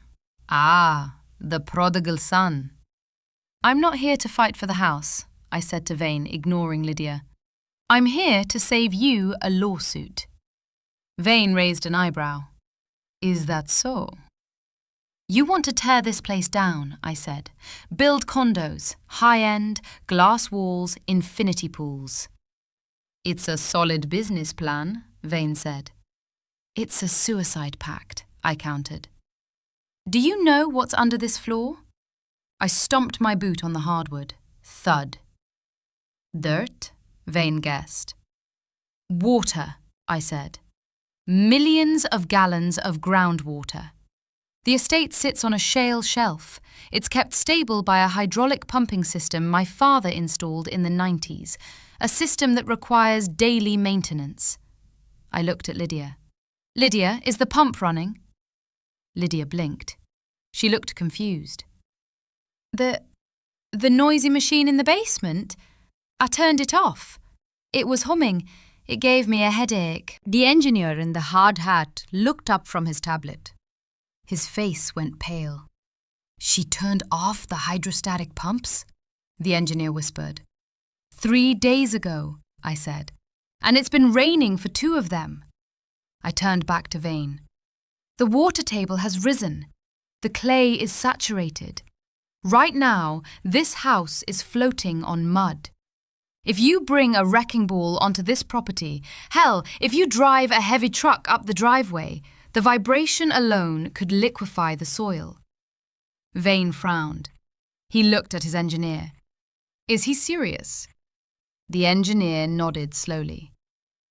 "If the pumps are off, the liquefaction risk is real, Mr. Vane. The whole hillside could slide onto the highway. The liability would be astronomical." Vane's smile vanished. He looked at the walls as if they were about to collapse on him. Lydia realized what was happening. Her sail was slipping away. "No!" she screamed. "He's lying. It's fine. The house is solid as a rock. Look!" She ran to the wall and slapped it with her hand. "Solid! See? Solid!" Then she did something incredibly stupid. To prove her point, she ran to the thermostat on the wall, the one connected to the dormant, pressurized boiler system. "It works perfectly," she yelled. "I'll show you. I'll turn the heat on right now." "Lydia, don't!" I shouted.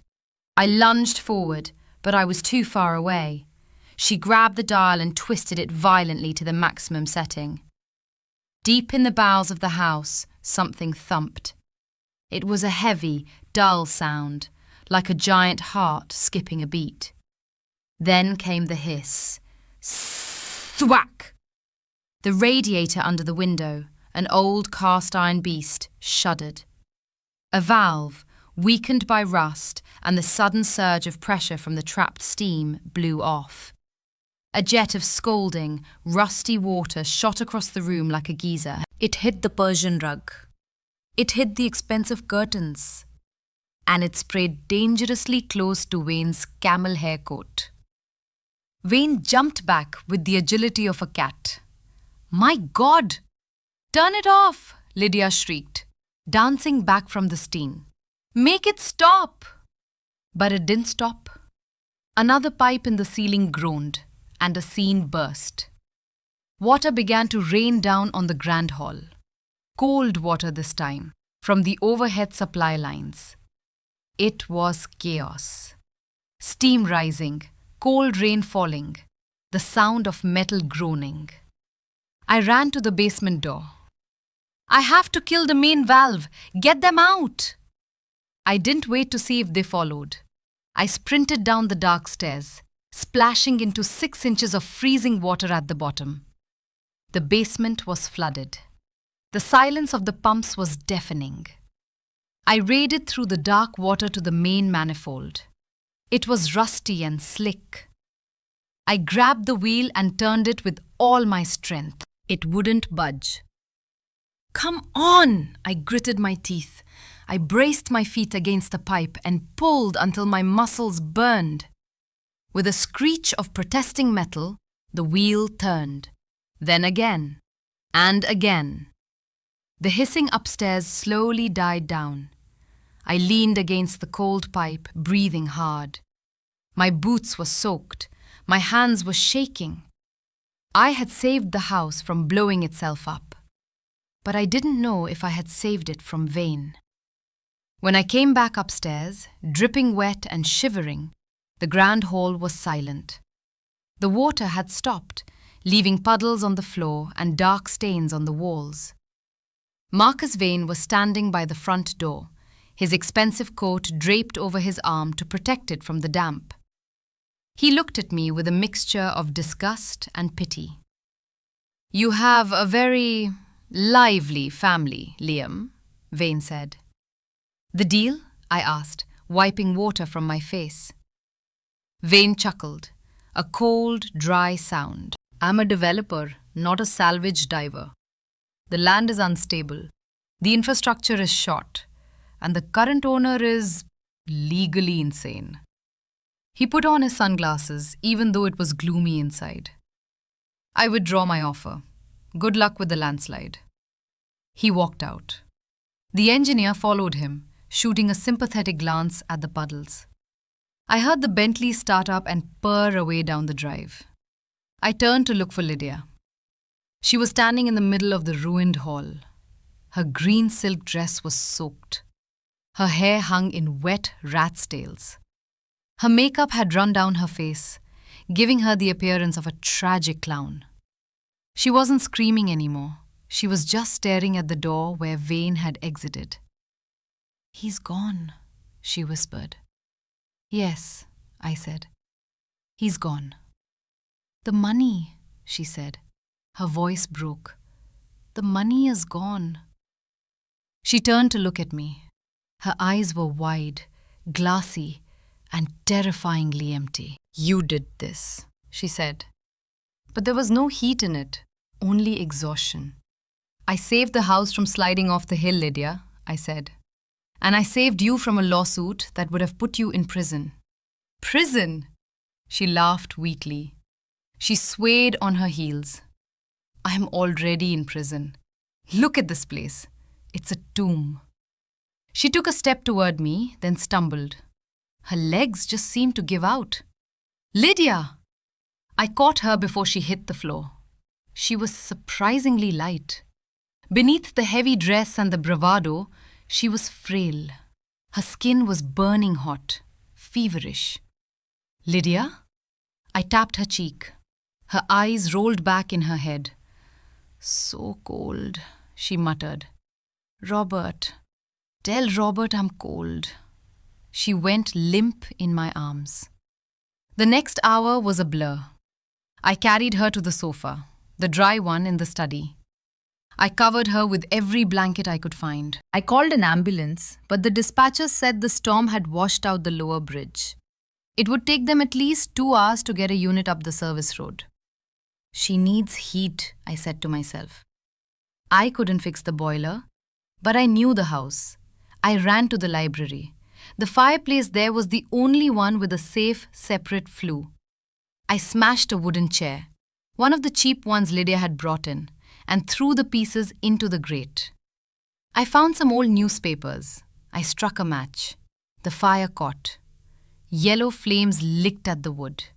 Slowly, warmth began to bleed into the room. I dragged the sofa closer to the fire. Lydia was shivering, her teeth clicking together. I sat on the floor beside her, watching her breathe. It was shallow and raspy. Pneumonia? Flu?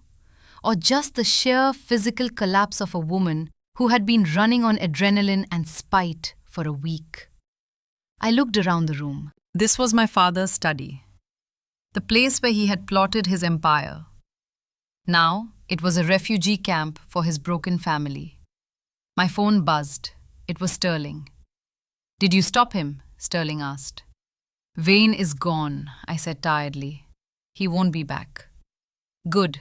And Lydia? I looked at the unconscious woman on the sofa. She collapsed. I think she's sick, Sterling. Really sick. The ambulance is delayed. So, you're trapped there? Yeah, I said. I'm trapped. Liam, Sterling's voice was cautious. You know what this means. If you stay, if you take care of her, you are engaging with the estate again. You are stepping back into the trap. I can't leave her to die in the cold, Sterling. I'm not my father. No, Sterling said. You're not. But be careful. The waiver you sign protects you from her deaths, but not from her madness. If she wakes up, she will still be the owner, and you will be the trespasser. I know, I said. I hung up. I added another piece of wood to the fire. The light danced on the walls, creating shadows that looked like ghosts. I wasn't a trespasser. I was the architect. And for the first time in years, the house felt like it was listening to me. The groans of the pipes had stopped. The wind outside had died down. It was just the crackle of the fire and Lydia's ragged breathing. I leaned my head back against the sofa. I was exhausted. Then Lydia spoke. Her eyes were still closed, but her voice was clear, stripped of the affectation she always wore. He never loved us, she whispered. I froze. He only loved the stones, she said. We were just cracks he couldn't fix. I looked at her face. In the firelight, she looked like the young woman from the old photo albums. The sister who used to send me birthday cards before the family feud tore us apart. Maybe, I said softly. I wanted to show him, she murmured, delirious now. I wanted to show him I could be the king. But the crown, it's too heavy, Liam. It hurts my neck. A tear leaked from her closed eye and tracked through the smudged makeup. I reached out and hesitated. Then I took her hand. It was burning hot. Sleep, Lydia, I said. I'll watch the fire. She squeezed my hand weakly. A reflex, perhaps. Or maybe a truce. I sat there in the darkening room, holding the hand of the woman who had tried to destroy me, in the house that wanted to kill us both. The twist wasn't that I had defeated her. The twist was that I had become her keeper. And somewhere in the shadows of the library, I felt the presence of my father. He wasn't laughing anymore. He was watching, waiting to see if the ants would eat each other, or if they would finally learn to carry the sugar together. Part 3. The Ledger of Sins. The fire in the library had burned down to glowing embers. The room was bathed in a deep, pulsating orange light. Outside, the storm had finally exhausted itself, leaving behind a silence so heavy it felt like pressure against the ears. I sat in the wing-back chair watching Lydia. She was asleep on the sofa, buried under a mountain of wool blankets. Her breathing had leveled out, no longer the ragged rasp of earlier. The fever had broken. I looked at my watch. 4 a.m., the witching hour. I stood up to add another log to the fire. My joints popped. The cold of the house had seeped into my bones. Liam? The voice was thin, like dry paper. I turned. Lydia was awake. Her eyes were open, staring at the ceiling. She didn't look at me. "I'm here," I said quietly. "Did you find it?" she whispered. I frowned. "Find what? The medicine?" "The book," she said. She turned her head slowly to look at me. Her eyes were lucid now, stripped of the madness. "The black book, Robert's ledger." I walked over and sat on the edge of the coffee table. "I don't know what you're talking about, Lydia." She let out a dry, humorless laugh. "Of course you don't. He never showed you. He wanted you to think he was a genius, a self-made man." She pushed herself up on one elbow, the blankets falling away. She looked frail, like a bird with broken wings. "Your father didn't build his empire on bricks, Liam. He built it on leverage. He kept a book, a record of every favor, every loan, every mistake anyone ever made around him. He used it to own people." I felt a chill that had nothing to do with the draft. And he would remind me that he could send me to prison with one phone call. The image of my father, stern, distant, powerful, shifted in my mind. He wasn't just cold, he was sadistic. He didn't just want loyalty, he wanted submission. I thought, Lydia choked back a sob. I thought if I was the heir, if I owned the house, I would own the book. I could find it and burn it. I could finally be free. "But you didn't find it," I said. "I looked everywhere," she said. "I tore up the carpets, I searched the safe, I checked the library shelves. It's not here." The dragging noise in the attic, I thought maybe he hid it there, but I was too scared to look. She grabbed my hand. Her grip was weak, desperate. "Liam, you have to find it. If Sterling has it, if he releases it to the estate auditors, I will go to jail. Please." I looked at her. I saw the fear that had driven her greed. She wasn't a monster. She was a hostage. A hostage who had been driven mad by 20 years of captivity. "The attic," I said. "What?" "The noise you heard," I said. "The dragging. You said it was ghosts. I said it was rats. But my father, he was an engineer. He didn't believe in ghosts, and he didn't tolerate rats." I stood up. He believed in structure, in the bones of the house. I took the flashlight and headed for the attic stairs. They were narrow, steep, and hidden behind a panel in the servants' hallway. The air up there was stale, smelling of dry rot and old paper. The beam of my flashlight cut through the dust motes dancing in the dark. The attic was a labyrinth of old trunks, covered furniture, and discarded toys. My childhood was up here, packed away in cardboard boxes. Scritch, scritch. I froze. The noise. It was real. It wasn't coming from the floor. It was coming from the wall.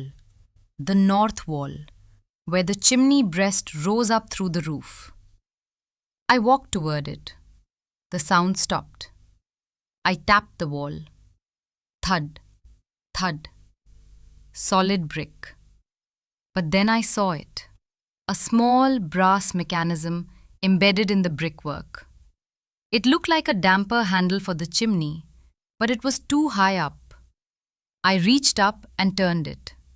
It was stiff, rusted. I used both hands and twisted. Click! A section of the brickwork didn't open. Instead, a weighted pulley system engaged inside the wall. Crack! A loose floorboard near the chimney slid back. I shone the light into the hole. It wasn't a rat. It was a dumbwaiter. A tiny secret lift that connected the attic to the master bedroom below. And sitting in the tray of the dumbwaiter was a metal box. My father had rigged it. The dragging sound Lydia heard was the counterweight swaying in the wind, knocking against the chimney flue. I reached down and pulled the box out. It was heavy, cold, locked. I didn't have the key, but I had my pocket tool. I jammed the screwdriver into the lock and twisted. The mechanism was old. It gave way with a satisfying snap. I opened the lid. Inside, there was no gold, no cash, just a single leather-bound notebook. The leather was worn smooth, stained with ink and oil. The black book. I opened it. The handwriting was unmistakable. My father's sharp, angular script. Page 1. Sterling, 1998. Gambling debt obscured. Law license leverage. Page 5. Mayor Higgins, 2001. Zoning bribe accepted. Photos in safe B. Page 12. Lydia, 2005. Embezzlement. Confession attached. I flipped to page 12.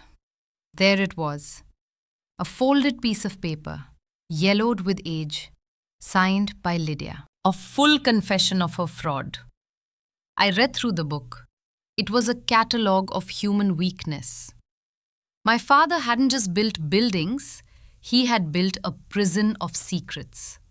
He had collected sins like other men collect stamps. And then, I found the last entry. Page 88. Liam. My heart stopped. I stared at my name. What did he have on me? I had left. I had refused his money. I had lived a clean life. I read the entry. Liam, 2020, the bridge project. Structural flaw detected in initial sketches, ignored by firm. I paid the inspector to approve it. If the bridge fails, he is liable for negligence. Evidence in safe C. I dropped the book. The bridge project. My first major commission. I remembered the stress. I remembered the sleepless nights, worrying about the load-bearing calculations on the suspension cables. But the inspector had passed it with flying colors. I thought I was good. I wasn't good. My father had bought the approval. He had been holding a gun to my head for 3 years, and I didn't even know it. If I ever crossed him too far, he could have released the evidence, destroyed my career, and sent me to prison for criminal negligence. He owned us all, even from the grave. I sat there on the dusty floor of the attic, the flashlight beam illuminating the dust. I felt sick, physically sick. He wasn't a patriarch, he was a spider. And Lydia, poor, crazy Lydia, she was just the fly who had struggled the most. I picked up the book. I picked up the metal box. I walked back down the stairs. When I entered the library, Lydia was sitting up. She looked at the metal box in my hand, and her eyes went wide. She stopped breathing. "Is that it?" she whispered. I nodded. I walked over to the fire. "Liam," she said, her voice shaking. "Please, give it to me." I looked at the file. The flames were hungry. I looked at the book. It contained the power to destroy half the city's elite. It contained the power to destroy Lydia. It contained the power to destroy me. He wrote about me too, I said. Lydia blinked. What? He rigged my career, I said. Just like he rigged your life. I looked at her. For the first time, I didn't see an enemy. I saw a fellow survivor. We were both victims of the same man. Lydia, I said, if I burn this, the leverage is gone. But so is the proof of what he did. No one will ever know he was a monster. They will only remember him as the great Robert Blackwood. I don't care about his memory, Lydia cried. I care about my life. Burn it, Liam, burn it all. I held the book over the flames. But then a thought struck me. A cold architectural thought. If I burned the book, I destroyed the evidence of Lydia's debt. She would be free. But if I burned the book, I also destroyed the only thing of value left in the house. And without value, the house was just a pile of debt. Lydia, I said slowly, if I burn this, you are free from him. But you still own the house. You still owe the taxes. You still have no money. I don't care, she sobbed. I'll walk away. I'll live in a shelter. Just burn the book. I looked at her desperate face. She meant it. She would trade the millions for her freedom. I tossed the book into the fire. It hit the logs with a heavy thud. The leather cover began to curl. The pages blackened. Lydia watched it with a look of pure rapture. As the flames licked at the confession, at the secrets, at the sins of the past 30 years, she let out a long, shuddering breath. We watched it burn until it was nothing but ash. The room felt lighter. The air felt easier to breathe. Thank you, Lydia whispered. She slumped back onto the sofa, exhausted but peaceful. I sat down in the chair opposite her. You're free, Lydia, I said. But we have a problem. What? She mumbled, her eyes closing. Now that the book is gone, I said, we have nothing to trade. Trade for what? I looked at the window. Dawn was breaking. A grey steel light was filtering into the room. For the house, I said. And then we heard it. The sound of tires on gravel. Heavy tires. Not a car. I went to the window. A sheriff's cruiser was pulling up. Behind it was a black sedan I recognized. It wasn't Vane. It was the bank. They're here, I said. Lydia sat up, panic returning to her eyes. Who? The bank, I said. They didn't come because you missed a payment, Lydia. They came because the insurance policy lapsed yesterday at midnight. And without insurance, the mortgage is in default. I turned to her. They're coming to foreclose. Lydia looked at the fire, where the ashes of her confession lay. Then she looked at me. Let them take it, she said. Her voice was surprisingly strong. Let them take the stones. I don't want it anymore. It's not that simple, I said. I walked to the door as the heavy knocker banged against the wood. Boom, boom, boom. Why? She asked. I stopped with my hand on the latch. Because, I said, looking back at her, there is still the second will. The what? The trap, I said. Sterling told me. If the house is foreclosed upon, if the family loses the title, the trust doesn't dissolve. What does it do? It liquidates, I said. It takes every remaining penny, the hidden accounts, the offshore bonds, everything Robert hid that wasn't in the will, and it donates it to the city to build a monument. A monument? Lydia asked, horrified. A statue, I said grimly, of him in the town square, looking down on us forever. Lydia gasped. No, no, he can't. Even dead, he wants to win. He wants to be immortal, I said. He knew we would fail. He knew we would lose the house. And he planned to use our failure to buy his legacy. The knocking came again, louder this time. Open up, Sheriff's Department. I looked at Lydia. We can't let him win, Lydia, I said. We can't let him have his statue. What do we do? She asked. She stood up, wrapping the blanket around her like a toga. She looked ready to fight. We have to save the house, I said. Together. I opened the door. The cold morning air rushed in. The sheriff stood there, holding a paper. The banker stood behind him, looking smug. Mrs. Lydia Blackwood? The sheriff asked, looking at me. She's inside, I said. I'm Liam Blackwood, the architect. The banker stepped forward. We are here to serve a notice of default. The property is seized. I blocked the doorway. Not yet, I said. Excuse me? The banker sneered. The insurance is lapsed. The contract is clear. The contract, I said, my mind racing, pulling up every building code and zoning law I knew. States that the property cannot be seized if it is currently a designated hazard zone under active repair. The banker frowned. Hazard zone?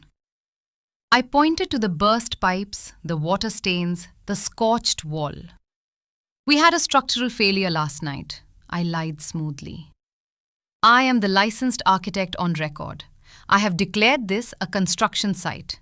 And under state law, you cannot foreclose on a building that is actively under emergency stabilization. You have to give us 30 days. The banker looked at the sheriff. The sheriff shrugged. He's right. If it's a hazard zone, we can't evict until it's safe. The banker turned red. This is a trick. It's the law, I said. Now if you'll excuse us, we have repairs to do. I slammed the door in their faces. I leaned against the wood, breathing hard. Lydia was staring at me. A slow smile spread across her tired face. You lied, she said. I improvised, I corrected. 30 days, she whispered. What can we do in 30 days? We can find the money, I said. We can fix the house. And we can bury Robert Blackwood for good. I walked over to the fireplace and kicked the ashes of the black book. He wanted us to be enemies, I said. He bet everything on us destroying each other. That was his real legacy. The hate. I held out my hand to Lydia. Let's disappoint him. Lydia looked at my hand. Then she looked at the room. The ruined, beautiful, terrible room. She took my hand. Okay, she said. Let's fix the damn roof. Part 1. The Mortar of Sweat. The next 30 days were not a montage. They were a war of attrition. There was no magical music playing in the background. There was only the sound of hammers, the screech of pry bars, and the constant, rhythmic dripping of the leaking roof. We started in the kitchen. It was the heart of the house, and currently, it was in cardiac arrest. Day 1, 7 a.m. I stood by the island, sketching a plan on the back of a pizza box. Lydia walked in. She was wearing a pair of my old coveralls, rolled up at the cuffs, and oversized rubber boots. Her hair was tied back in a severe bun. She looked ridiculous. She looked magnificent. The coffee maker is broken, she announced. So I boiled water in a saucepan and used a paper towel as a filter. She slammed a mug down in front of me. It tasted like mud and desperation. Perfect, I said. Drink up. We have a lot to do. Where do we start? She asked. She didn't look at me. She was looking at the list of repairs I had taped to the fridge. It was 3 feet long. We start with the water, I said. We can't live here if we can't flush the toilets. The basement is still flooded. We need to clear the drain line manually. Lydia paled. Manually? Bucket brigade, I said. We spent the next 6 hours in the dark, freezing basement. Me scooping black, oily water into buckets. Lydia carrying them up the stairs and dumping them into the garden. She didn't complain. She didn't say a word. She just walked. Scoop, walk, dump, repeat. By noon, her hands were blistered. Her face was smeared with grime. But the water level had dropped. We could see the floor. Why are we doing this, Liam? She asked, leaning against the damp wall, breathing hard. Why didn't we just let them take it? I looked at the exposed brickwork of the foundation. Because Robert bet that we couldn't. He bet that you were too lazy, and I was too proud. Lydia wiped sweat from her forehead with a muddy hand. I am lazy. Not today, I said. I pointed to the corner. Look. Under the receding water, the weeping wall was visible. It was a masterpiece of engineering, a series of clay pipes designed to channel the hill's water away. But one of the main pipes was clogged with silt and debris from years of neglect. That's the blockage, I said. If we clear that, the pressure drops, the hill stabilizes, the house becomes safe. I handed her a wire brush. Scrub. She looked at the brush, then she looked at the pipe. I used to get manicures every Friday, she muttered. Then she knelt in the mud and started scrubbing. Day 7. The water was gone. The heat was back on. Barely. I had bypassed the broken boiler sections and got 2 zones working. The kitchen and the library were warm. The rest of the house was still a meat locker. But we had a bigger problem. Money. We had exhausted Lydia's $11. We had eaten the last of the canned beans from the pantry. We needed materials to fix the roof, or the next rainstorm would undo everything. I have an idea, Lydia said. We were sitting in the library, eating toast made from stale bread. If it involves selling another organ, I'm out, I said. No, she said. She pulled out her phone. I've been looking at the inventory, the stuff I didn't sell. There's nothing left, Lydia. You sold the Vermeer, you sold the silver. I sold the obvious stuff, she corrected. But I didn't sell the junk in the attic. The old trunks, the clothes. Vintage clothes, I asked. Lydia, we need $5,000 for slate tiles. A few old dresses won't cover it. Not just clothes, she said, her eyes gleaming with a spark of her old shrewdness. Costumes. Robert's mother, she was an opera singer. Did you know that? I shook my head. She kept her wardrobe. It's up there. Silk kimonos, Victorian corsets, hand-embroidered stage gowns from the 1920s. She stood up, energized. I know a collector in the city, a costume designer for the theatre.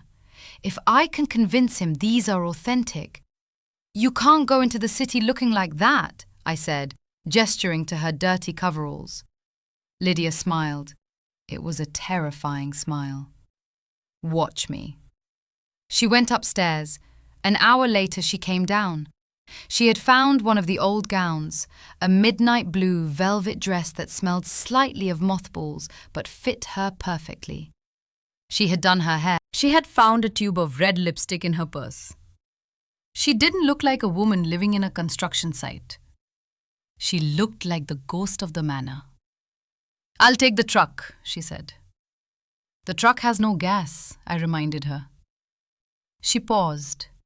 Then she reached into her bra and pulled out a crumpled $20 bill. Where did you get that? I asked. I found it in Robert's old smoking jacket pocket, she said. Consider it a posthumous loan. She walked out. 6 hours later, she returned. The truck was loaded. Not with money, but with slate. Stacks and stacks of grey roofing slate, and bags of cement, and lumber. You bartered? I asked, helping her unload.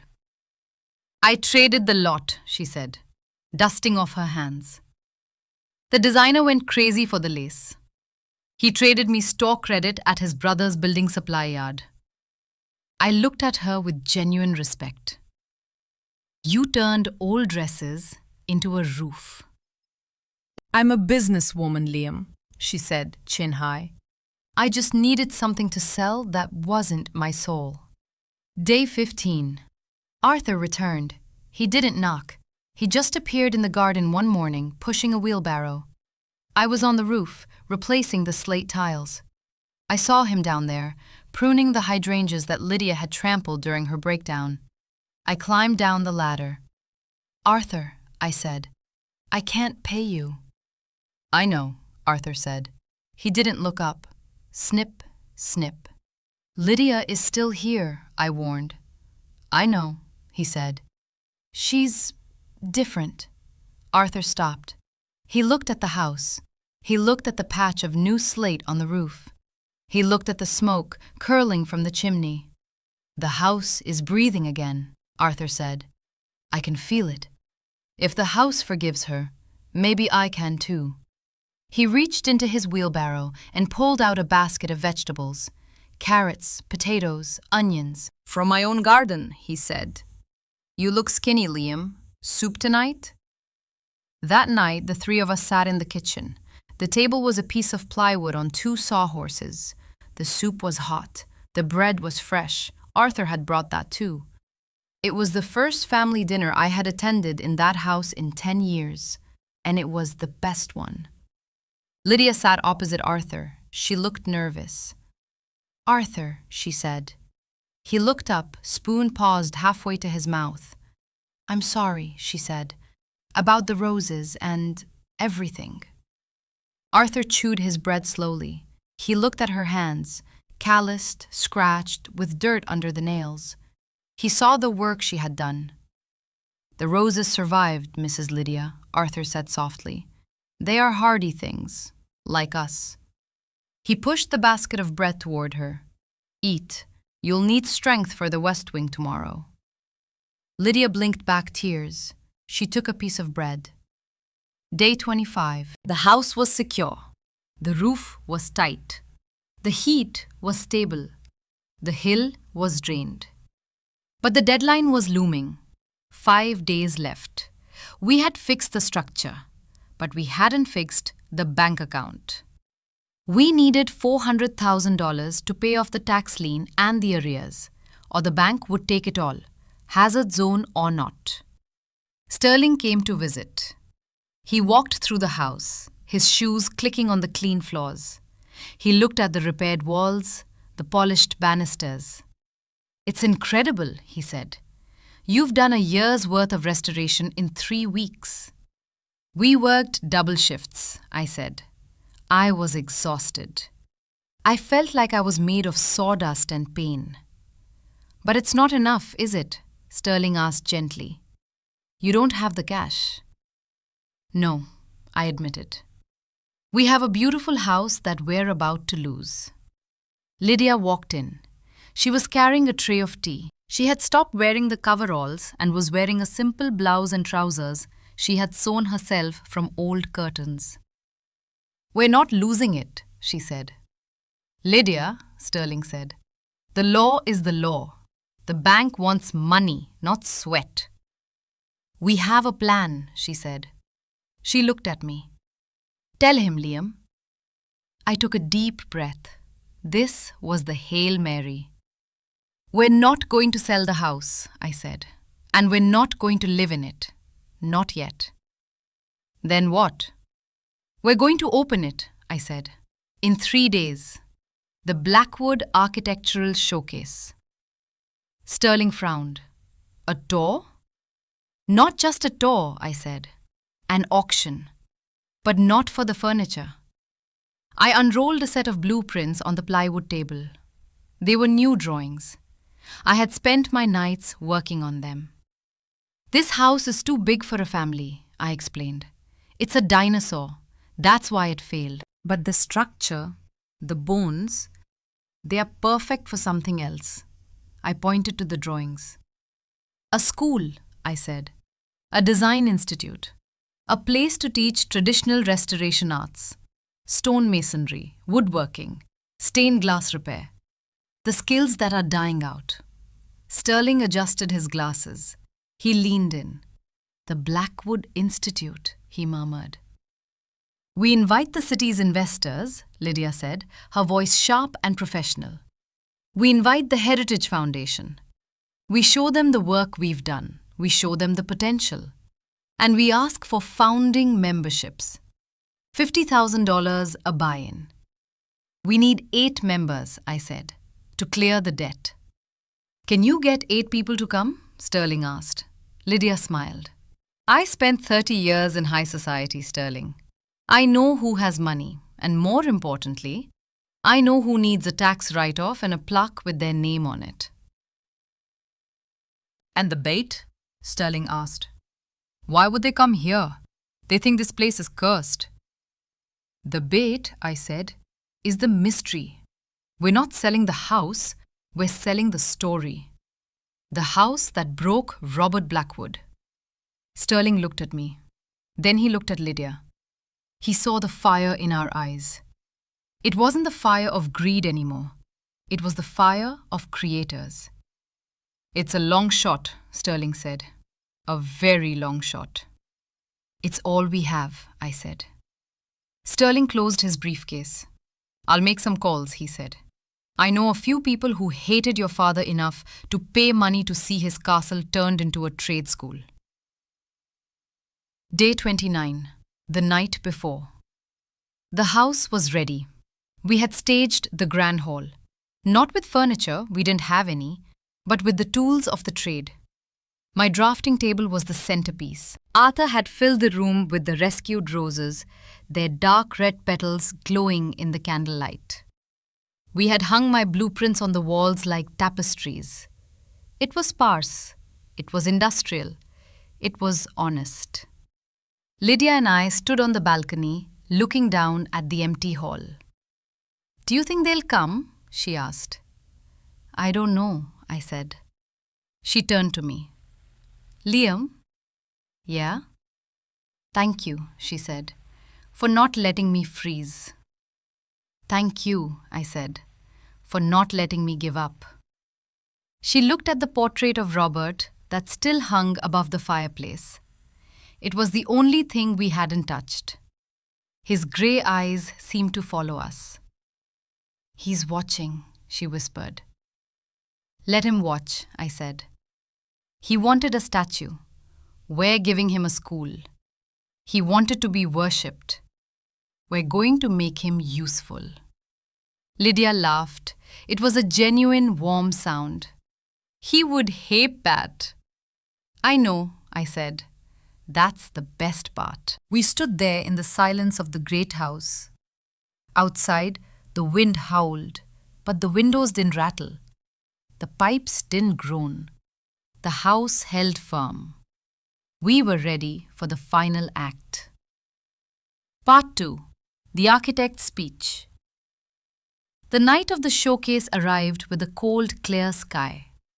The moon hung over Blackwood Manor like a spotlight. We had opened the heavy oak doors. The driveway, usually dark and foreboding, was lined with lanterns. Lydia's idea.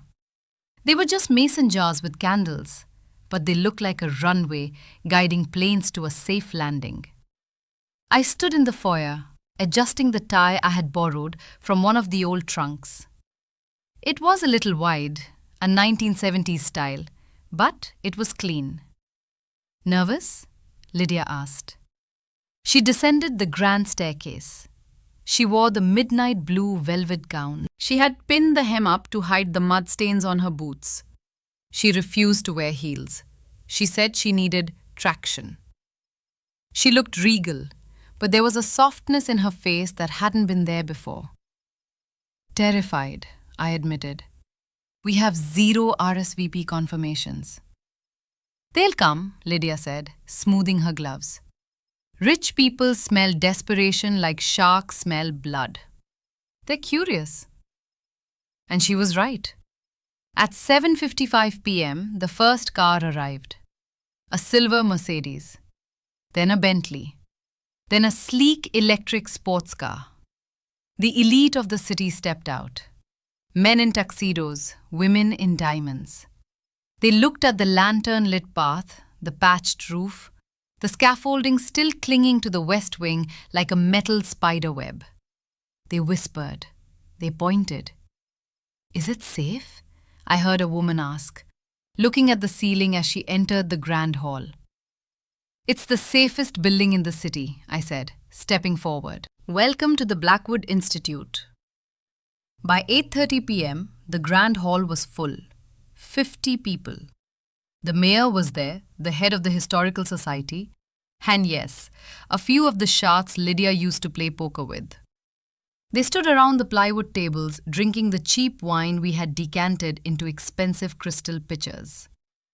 They looked at the tools displayed on the walls, the saws, the chisels, the levels, as if they were alien artifacts. Mr. Graves, the banker, stood in the corner. He wasn't drinking. He was watching the clock. We had until midnight to wire the funds. "Ladies and gentlemen," Lydia's voice rang out. She stood on the first landing of the staircase, commanding the room. The chatter died down. "Thank you for coming," she said. "You all knew my brother, Robert. You knew him as a titan, a giant, a man who built towers that scraped the sky." She paused. She looked at the portrait of Robert. "But giants have a problem," she continued. "They don't look down. They don't see the cracks in the foundation. And eventually, they fall." A murmur went through the crowd. This wasn't the eulogy they expected. "This house fell," Lydia said. "And we fell with it. But in the falling, we found something. We found the bones." She gestured to me. "My nephew Liam, the architect." I walked up the stairs to stand beside her. My throat was dry. I looked at the sea of expectant faces. These were people who bought things. They didn't build things. How could I explain it to them? "This house is not for sale," I began. My voice echoed in the cavernous hall. "We are not selling you a mansion. A mansion is just a pile of rocks with a heating bill. What we are offering tonight is a school." I pointed to the blueprints hanging on the wall. "We want to turn Blackwood Manor into a center for the preservation arts. We will teach masonry, joinery, slate roofing, and structural engineering.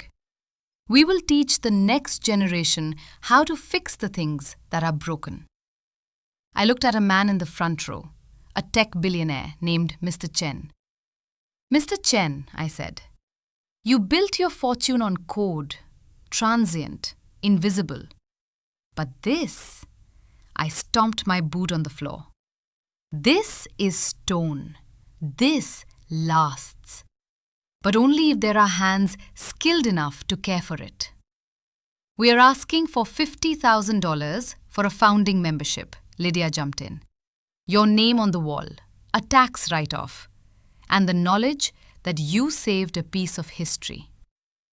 Silence. The guests looked at each other.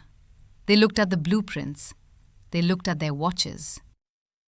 "It's a nice idea," Mr. Chen said, breaking the silence. "But it's a vocational school in a luxury district. The zoning alone." "The zoning is approved," I lied. Again. "It's grandfathered in." "And the ROI?" another investor asked. "What's the return?" "The return," I said, "is that you don't have to look at an ugly condo complex on this hill for the next 50 years. A few chuckles, but no checkbooks. The energy in the room shifted.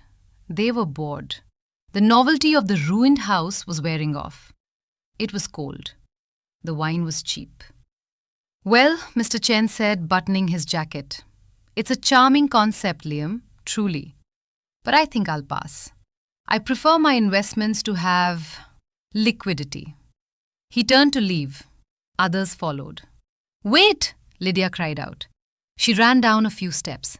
Please, just look at the workmanship. Look at the rose garden. They kept moving towards the door. My heart sank.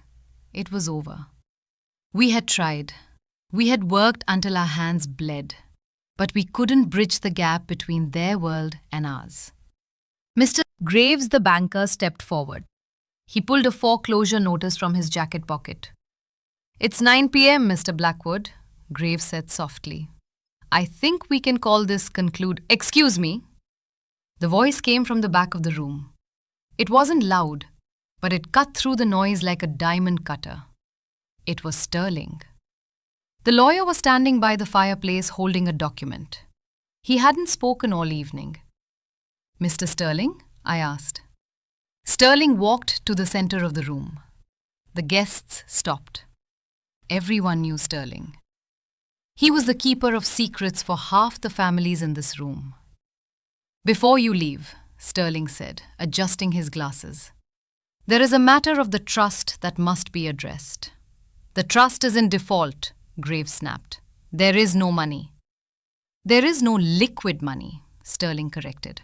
However, there is a codicil, a final clause in Robert Blackwood's will that was sealed until a specific condition was met. He looked at me. That condition, Sterling said, was the submission of a formal plan to use the estate for educational or philanthropic purposes. I stared at him. The blueprints. I filed them with the city this morning. Precisely, Sterling said, which triggers the builder's match clause. He opened the document and began to read. If my heir chooses to profit from the estate, they shall receive nothing but the debt. But if my heir chooses to teach, to build, or to serve, then the trust shall acknowledge the true value of the legacy. Sterling looked up at the crowd. The clause states that for every dollar raised from an outside source for the proposed school, the Robert Blackwood Trust will match it, 10-1. A gasp went through the room. 10-1? Chen asked, stopping in his tracks. You mean a 1,000% match? Up to a limit of $10 million, Sterling confirmed. However, the funds must be raised tonight, before the foreclosure deadline. My head was spinning. 10-1. Robert, he had set the trap, but he had also set the ladder. He knew. He knew that if I was just greedy, I would sell the house and fail. But if I returned to my roots, if I became the architect he wanted me to be, he would fund it. It was a test. A twisted, cruel, brilliant test. So, Sterling said, looking at Mr. Chen, if you donate $50,000, the trust adds $500,000. That gives the Institute an endowment of $500,000 instantly, and your name goes on the plaque as the catalyst. Mr. Chen's eyes narrowed. He was doing the math. The leverage was insane. The publicity would be gold. Is this legally binding? Chen asked. I wrote it myself, Sterling said. The room was silent again. But this time, it was a different kind of silence. It was the silence of greed mixed with opportunity. But still, no one moved. No one wanted to be the first. They were sheep in wolves' clothing. I'll buy a share. The voice came from the shadows near the kitchen door. We all turned. It was Arthur, the gardener. He walked into the circle of light. He was wearing his Sunday suit, old, frayed at the cuffs and smelling of mothballs. He held a crumpled envelope in his hand. I don't have 50,000, Arthur said, his voice shaking slightly. But I have 5,000. It's my savings, for my retirement. He walked up to the table and placed the envelope on the plywood. I believe in the school, Arthur said. I believe in Liam. And I believe the roses need a home. He looked at Mr. Chen. He looked at the mayor. He looked at the wealthy elite. If an old gardener can invest in the future, Arthur said softly. What's your excuse? I felt tears prick my eyes. Arthur. He was putting everything on the line. Again. Sterling nodded. $5,000 from Mr. Arthur Penhaligon. The trust matches $50,000. $55,000 total, Sterling announced.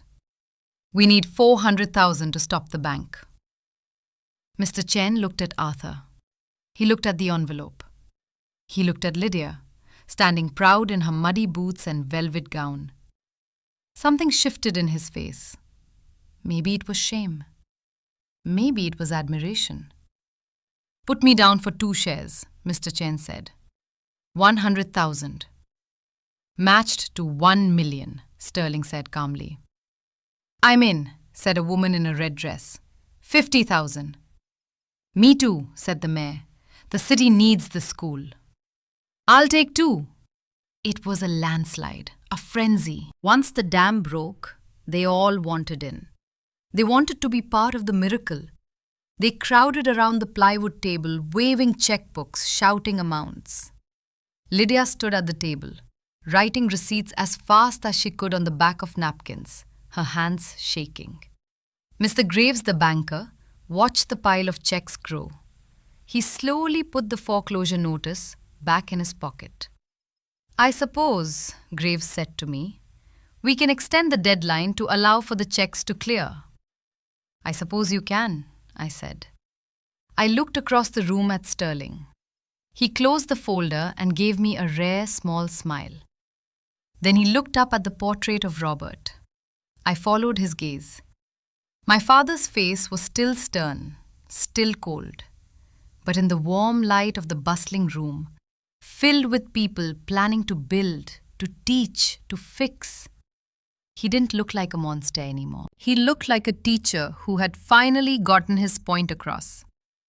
By midnight, the guests were gone. The checks were locked in Sterling's briefcase. We had raised not just the $400,000, but nearly $2 million in donor funds. With the trust match, the Blackwood Institute had an endowment of $22 million. We were safe. The house was safe. Lydia, Arthur and I sat on the floor of the grand hall, surrounded by empty wine glasses and the lingering scent of expensive perfume and sawdust. Lydia kicked off her boots. She poured the last of the wine into 3 mugs. We did it, she whispered. We actually did it. You did it, Arthur said. That speech about the giants? That was good, Mrs. Lydia. Lydia smiled. I improvised. I looked at the blueprints on the wall. The dream was real now. I wasn't just a restoration architect anymore. I was a dean. What happens now? Lydia asked. Do we live here? The West Wing is for faculty housing, I said, pointing to the plan. I think the head of admissions needs a suite. Lydia raised an eyebrow. Head of admissions? You sold 20 memberships to people who didn't want to buy them, I said. I can't think of anyone better qualified to interview students.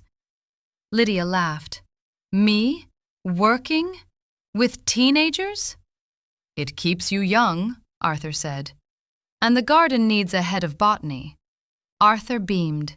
We clinked our mugs together. To the Institute, I said. To the ants, Lydia added. To Robert, Arthur said softly. We drank. The house was quiet. But it wasn't the silence of a tomb anymore. It was the silence of a library before the doors open. It was a waiting silence. But there was one last thing. Sterling left something for you, Lydia said. She reached under the table and pulled out a small wrapped package. He said Robert wanted you to have it only after the debt was paid. I took the package. It was heavy. I unwrapped it. It was a brick. An old red clay brick, chipped and worn. Taped to it was a note in my father's handwriting. Liam, this is the first brick I ever laid. It was crooked. The wall fell down. I kept it to remind me that failure is the only foundation that holds. You built well, son. R. I held the brick. It was rough against my skin. For the first time in my life, I cried for him. Not out of grief, but out of relief. The war was over. He hadn't hated me. He had just been trying, in his broken, twisted way, to make sure I could carry the weight when he was gone. I stood up and walked to the fireplace. I placed the brick on the mantel, right in the center. It wasn't gold. It wasn't a statue, but it was the most valuable thing in the house. Part 3. The Architecture of Silence. 1 year later, the silence was gone. In its place was a symphony, not of violins or cellos, but of percussion. The clink, clink, clink of steel chisels hitting limestone. The zzz of saws cutting through oak. The low murmur of 30 students arguing over the load-bearing capacity of a flying buttress. I stood on the balcony of the grand hall looking down. The space had been transformed. The Persian rugs were gone, replaced by heavy canvas drop cloths. The dining table was covered in clay models and architectural drawings. The air was thick with the smell of sawdust, linseed oil, and coffee. It was messy. It was chaotic. It was perfect. Dean Blackwood? I turned. A young girl no older than 19 stood there. She was covered in white plaster dust, looking like a baker who had lost a fight with a flour sack. Her name was Maya. She was our scholarship student. Brilliant, impatient, and terrifyingly talented. Yes, Maya? The arch in the west wing cloister, she said, wiping her nose and leaving a white streak across her cheek. I think the mortar mix is wrong. The lime ratio is too high. It's drying too fast. I smiled. Did you check the humidity levels? Yes, it's 60%. But the stone is thirsty. It's sucking the moisture out. So, I asked, what do you do? She thought for a moment. I wet the stone before I apply the mortar. You don't just wet it, Maya, I said softly. You give it a drink. You treat the stone like a living thing. If it's thirsty, feed it. If it's cold, cover it. She nodded, her eyes wide with understanding. She turned to run back to her station. Maya, I called out. She stopped. Don't run in the hallway. Mrs. Lydia will have your head. Maya grinned. Mrs. Lydia is in a meeting with a donor. I think she's yelling at him. Then God help him, I said. Maya ran off. I watched her go. This was the Blackwood Institute, a school for the hands, a place where we taught the things that screens couldn't teach. We taught weight, we taught texture, we taught the patience of stone. I walked down the stairs and headed towards the admissions office, formerly the morning room. The door was ajar. I could hear Lydia's voice. It was crisp, authoritative, and terrifyingly polite. Mr. Vanderbilt, she was saying, while we appreciate your generous offer to donate a digital design lab, I believe you misunderstand our mission. I peeked inside. Lydia sat behind a massive mahogany desk. She looked immaculate in a sharp grey suit. Her hair was perfect. She looked like the CEO of a Fortune 500 company, which, in a way, she was. Opposite her sat a man in a suit that cost more than the tuition fees. He looked flustered. But VR is the future, the man stammered. Virtual reality architecture. We deal in reality, Mr. Vanderbilt, Lydia said, leaning forward. Here, if you design a beam that fails, you don't just hit undo. The roof falls on your head. That is a lesson your son needs to learn. We don't need VR headsets. We need better sandstone. She slid a brochure across the desk. However, we are looking for sponsors for the new stained glass workshop. If you want the Vanderbilt name on something, let it be on a window that catches the light, not a screen that blocks it. The man blinked. He looked at the brochure. He looked at Lydia. Where do I sign?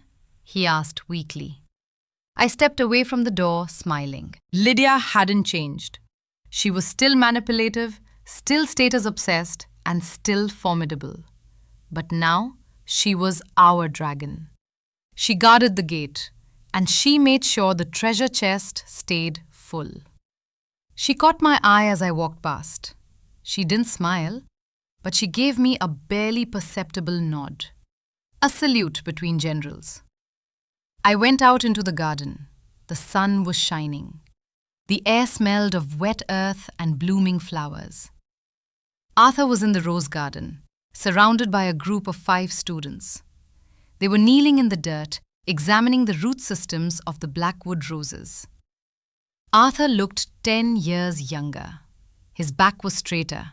He wore a tweed jacket with leather patches on the elbows, a gift from Lydia for his birthday. You see this knot? Arthur was saying, pointing to a gnarled root. This is scar tissue. The plant was damaged here, maybe 5 years ago. A freeze or a spade. The students leaned in. But look, Arthur continued, tracing the growth around the knot. The root didn't die. It grew around the wound. It made the wood harder, denser. The scar became the anchor. He looked up and saw me. Like people, Arthur added, winking at me.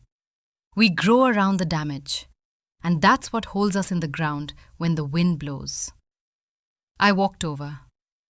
How are they doing, Professor Penhaligon? I asked. The students giggled. Arthur blushed.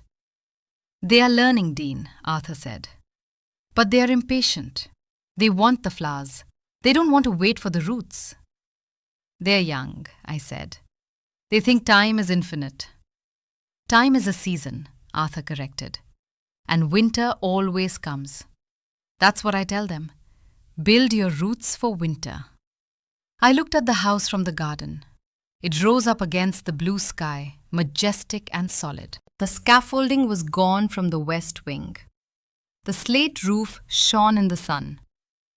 It didn't look like a haunted house anymore. It looked like a fortress of knowledge. You saved it, Liam, Arthur said quietly, standing up and brushing dirt from his knees. We saved it, I said. No, Arthur said. You listened to it. Your father, he shouted at the house. He demanded it be impressive. You just asked it what it wanted to be. I touched the petal of a dark red rose. It was soft as velvet, but the thorns were sharp. It wanted to be useful, I said. Later that afternoon, I drove down the hill. I hadn't visited the cemetery in a year, not since the funeral. The rain wasn't falling this time. The grass was green. The birds were singing. It was a disgustingly cheerful day for a graveyard. I walked to the family plot. There was the massive marble obelisk for my grandfather, the modest headstone for my mother. And there, fresh and stark, was the black granite slab for Robert Blackwood. Robert Blackwood, 1955 to 2024. Builder, visionary, father. Lydia had chosen the inscription. I hadn't argued. I stood there for a long time. I expected to feel anger. I expected to feel the old resentment, the weight of his expectations, the sting of his manipulations. But I felt nothing, just a quiet stillness. He was gone. The man who had controlled the city, who had terrified his sister, who had tried to zig like a faulty bridge. He was just bones in a box. The giant was just a story we had told ourselves to explain why we were afraid. I didn't build your statue, I said to the stone. The wind rustled the leaves of a nearby oak tree. I built a school instead, I continued. And I put your name on it. But not because you were a hero, but because you were the lesson. I reached into my pocket. I pulled out a small, rough object. It was a piece of slate from the old roof, one of the broken tiles that had let the rain in. I placed it on top of the headstone. You taught me that things break, I said. And that's okay. Because if they didn't break, we wouldn't need architects. I stood there for a moment longer. Goodbye, Dad. I turned and walked away. I didn't look back. The dead were dead. The living had work to do. That evening, the Institute hosted a graduation for the first short course cohort. The grand hall was lit with candles again, but this time, the electricity worked perfectly. The radiators hummed with a steady, comforting warmth. Lydia was holding court near the fireplace, laughing with the mayor. She had a glass of wine in her hand, but just one. She looked happy. The crowd quieted down. Lydia was tapping a spoon against a glass. "Dean Blackwood!" she called out. "A speech! The students want a speech!" The students cheered. Maya was there, waving her plaster-covered hands. I pushed off the pillar and walked to the center of the room. I looked at them. The faces of the future builders. They were young, eager, scared, and hopeful. I cleared my throat. "I don't have a speech," I said. Laughter. "But I have a question," I said. The room went silent. "What is an architect?" I asked. "A builder?" someone shouted. "A designer?" another guessed. "No," I said. I looked around the hall. I looked at the beams that had held up the roof for 100 years. I looked at the floorboards that had survived floods and parties and tragedies. "An architect is a listener," I said. "We don't impose our will on the world. We listen to the wind. We listen to the water. We listen to the gravity. And most importantly, we listen to the people who will live inside our walls." I looked at Lydia. I looked at Arthur. For a long time, this house was silent. It was full of secrets. It was full of ghosts. Because the man who built it stopped listening. He only wanted to be heard. I paused. But we are listening now. I raised my glass. "To the cracks," I said. Because that's where the light gets in. "To the cracks," the room roared back. Later, much later, when everyone had gone, I sat in the library. The fire was dying down. I had the blueprints for next semester on my lap. We were planning to restore the East Wing greenhouse. It would be expensive. It would be hard work. Lydia walked in. She was carrying a tray of tea. She sat down in the opposite chair. She kicked off her shoes and groaned. "My feet are killing me," she said. "Hazards of the trade," I said. She sipped her tea. "You know, Liam, I got a letter today." "Oh?" "From Wayne," she said, "the developer." I tensed. "What does he want?" "He wants to buy the school," she said. "He offered 30 million, said he could turn it into a boutique hotel and spa." I looked at her. "And?" Lydia smiled. She reached into her pocket and pulled out a piece of paper. She tossed it into the fire. "I told him to go to hell," she said. "I told him we're not a hotel, we're a family." We watched the paper burn. It curled up and turned to ash, joining the ghosts of the black book and the old debts. "A family," I repeated.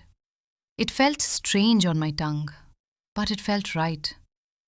"Besides," Lydia added, yawning, "where would Arthur go? And who would yell at Maya? She's hopeless." "She's brilliant," I said. "She's messy," Lydia countered. We sat there in the silence, but it wasn't empty. It was a comfortable silence, the silence of a house that is loved. I closed the blueprint. "Good night, Aunt Lydia," I said. "Good night, Liam," she said. I walked out of the library through the dark hallway. I didn't turn on the lights. I knew the way by heart. I knew every creak of the floorboards. I knew where the draft came from. I walked to the front door and stepped out onto the porch. The city lights twinkled below in the valley. The ants were sleeping. But up here on the hill, the lights of the Blackwood Institute were burning.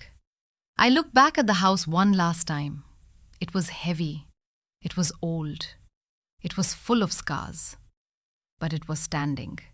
And for the first time in my life, I was home.